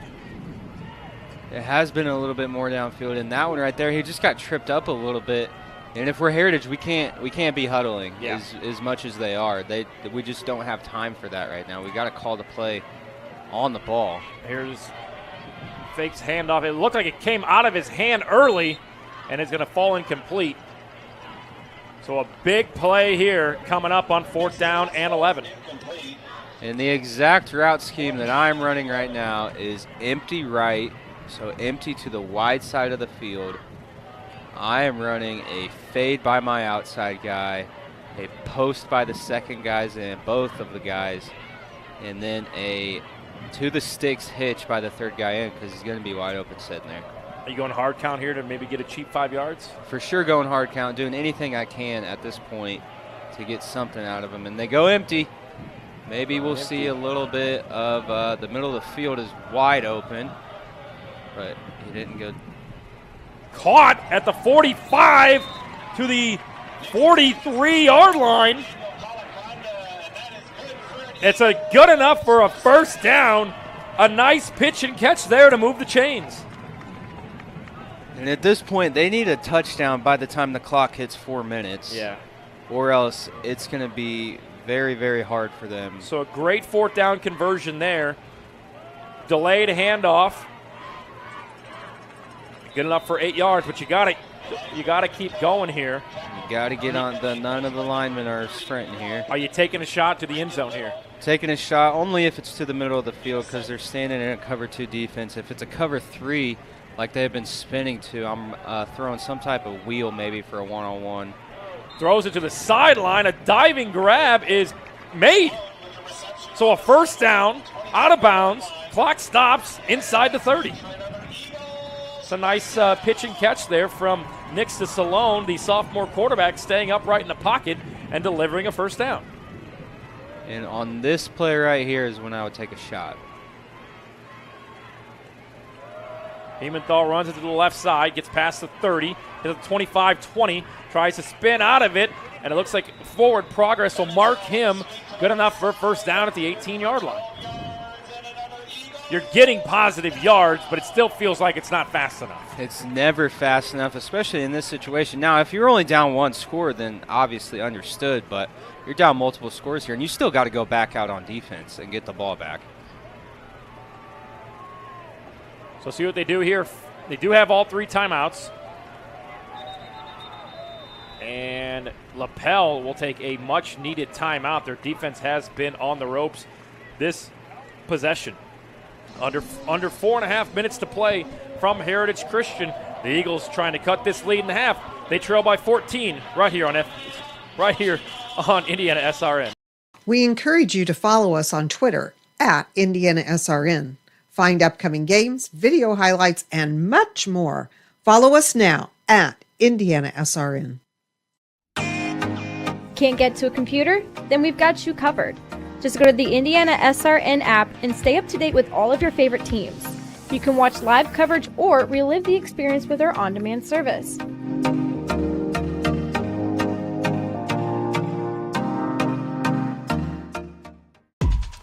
My name is Jay Jones. I'm the commissioner of the Heartland Collegiate Athletic Conference, and we appreciate you tuning in to tonight's game. We hope you'll stay tuned to SRN for tomorrow's Heartland Conference Game of the Week, showcasing some of the best small college football in the Midwest. We look forward to seeing you then. All right, here we go. Heritage Christian with the football, trailing by 2 scores. A good drive going here, but Peyton, time not on their side. Here's another quick run for 2 yards, and the clock is going to continue to tick, and you got to start showing some sense of urgency. And you got to get on, like you're saying, you got to get the sense of urgency, get on the ball quickly. But at this point, you got to get rid of the run game until you're within 5 yards of the end zone because the clock's ticking now. You got 20 seconds run off the clock because you ran the ball. Yep. Here's a throw to the end zone, to the top, off of the hands of Sloan, and incomplete. So a 3rd and 8 coming up. And I'm telling you, it's those slippery gloves. I never wore any gloves when I played, and I don't remember dropping too many in games, but hopefully he gets a shot to get that one back. So 3rd and 8. You need to get it to the 8-yard line for the first down. 3 wide set. Excuse me, 3rd and 11, all good. Fakes the screen, he's under pressure, floats it. Pimenthal catches it, gets down to the 14-yard line. So it's a 4th and 6 coming up. Ticky, tick, tick, tick, tick, tick. They got to run a play. Here we go. 5 wide, 3rd and 11. Throw to the end zone, in the air. That was 4th down, 4th and 8, excuse me. And that'll just about do it. 3:15 to go. Heritage Christian here in the 4th quarter. Peyton had 2 opportunities to get it into the end zone from inside the 25-yard line, and they failed to do so. And as an offense, that's disappointing, obviously. But like we saw and like you mentioned, I think the lack of urgency got to them. I think staying in bounds for them got to them and running the ball when really they needed to be passing the ball in this type of situation got to them. And it ultimately, at this point, obviously we don't know until the clock hits 0-0, but it may have done it. And shout out really to Lapel's defense. I mean, they were inside of the 30 with their backs up against the wall, and they got the stops that they needed. They've held Heritage Christian scoreless since midway point of the 2nd quarter, and now they have the football with a chance to milk this clock away. First handoff of this possession goes for a loss of 1. We're going to be 2nd down and 11. Clock still ticks under 3 minutes. Not sure. I mean, you can't take them with you. Not sure why Heritage Christian hasn't elected. You know, on offense, there's so many different ways to stop the clock. You could spike it, incomplete pass, or, you know, something to the sidelines, you go out of bounds. Defense is when you use your timeouts. They've let 18 seconds go off since it snapped and counting. We're at 20 seconds. And it's probably going to go up to 30 every I mean, they could have called a timeout at the end of that play at 3:01, I believe. That's 30 seconds off the clock. They're going to throw it. Caught. Makes a man miss to the 20, 25, 1st down, and stays on his feet, still going. Off to the races. Hold on to the football. He's at the 50, the 40, the 30. Drugged down from behind at the 25-yard line, and that should do it as Lapel goes for a 62-yard run. That should put this one away. And Whitty has just been all over the field all night tonight, and Lapel at halftime seemingly came out of the locker room just with more physicality than Heritage did. Yeah, and you know, we talked about it didn't seem like either team was doing enough, you know, coming out of that 3rd quarter to win this football game. And now Lapel pretty much putting this one away, well underway to their 2nd straight win over Heritage Christian. Handoff, Miller. And Lapel getting 2 defensive stops, I think, but inside the 20-yard line, I think truly put full momentum on their side. And now Heritage is taking a timeout, which probably would have been nice for them when there was 3 minutes left on the other side of the field, but better late than never, I guess. 1:48 to go. It's 29-15. Lapel leading the way. Hey, wanted to thank one more time all of our awesome sponsors, Officially Human, Aspen Creek Grill, Wheeler Mission, and the Drumstick Dash. Check them out at drumstickdash.org. Tam Sweet and Savory Cafe, Boilermaker Local 374, the Morales Group, and Piper Logistics. This broadcast is copyrighted by IndianaSRN and the IHSAA for the private use of our audience. The use of pictures, video, and audio without the express written permission of the IHSAA is prohibited.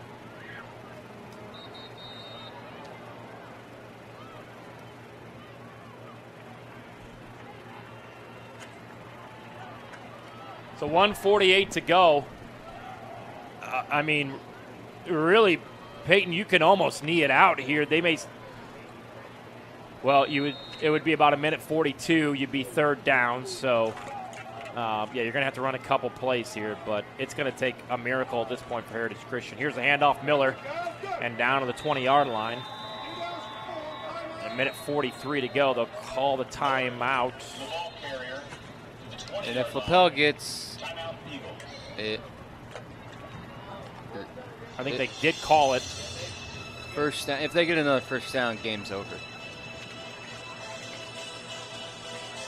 Because the timeouts won't help Heritage, obviously.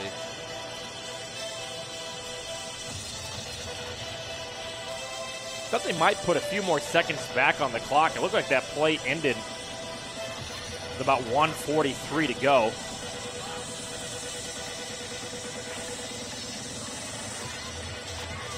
A bittersweet feeling here for Heritage Christian on their homecoming night.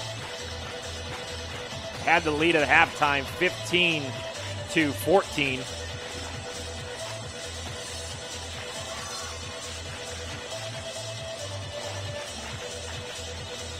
And now trailing by 2 touchdowns.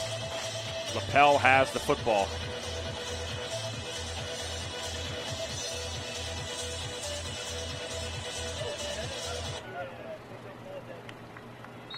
So 2nd and 2, and as you mentioned, they're a first down away from putting this one home. If I'm Heritage at this point, I'm bringing the house. Yeah, I mean, bring it's the everybody. End of the game, even the corners. Miller, handoff, first down. And he falls down, and that'll do it. Couple knees. The separation between the Lapel Bulldogs and a big-time road win, spoiling homecoming for Heritage Christian. The Bulldogs will move themselves to 3-4 on the season. Heritage will lose for just the 2nd time this year. They will move to 5-2. If you're Heritage Christian, what's the number one thing you're working on in practice this upcoming week? The number one thing I'm working on if I'm Heritage, actually there's a few things that could reel into number one. Number one, finding a pass game rhythm, because you cannot always rely on just the run game because your running backs get way too tired, as we saw quickly into this game. And then defensively, they're tackling too high and they're not being the aggressor. Lapel straight up just wanted it more. In this game, it looked like their line of scrimmage dominated Heritage's line of scrimmage, especially in the second half of football here. And they tackled low when they were greeted with Heritage's ball carriers, and Heritage is hugging them around the face, which is never going to work with strong-legged kids. So one more knee, and that will do it. And there it is. Homecoming spoiled by the Lapel Bulldogs. They go on the road. They hold Heritage Christian scoreless in the second half, and they move themselves to 3-5 on the season with a 29-15 win. Again, a big thanks to Ben and Kyle for helping us out today. Peyton, real quick, your final thoughts on tonight's contest. Yeah, my final thoughts are, number one, Lapel, props to them for finding a rhythm for the run and pass game and just being the aggressor on defense. And Heritage, props to them for having an amazing run game, obviously, and some highs on defense as well. But for both teams, being able to find a consistent rhythm with no mental errors will carry them through November, which is really where you want to be winning games. Don't forget to like and follow us on X, Facebook, and YouTube. Don't miss a game or any of our action here on IndianaSRN. Plenty of college football tomorrow and high school football throughout the remainder of the season. For everybody here involved in tonight's broadcast, thank you for watching tonight on IndianaSRN. I'm Tony Donahue. Lapel 29, Heritage Christian 15, the final. You've been watching high school football on IndianaSRN.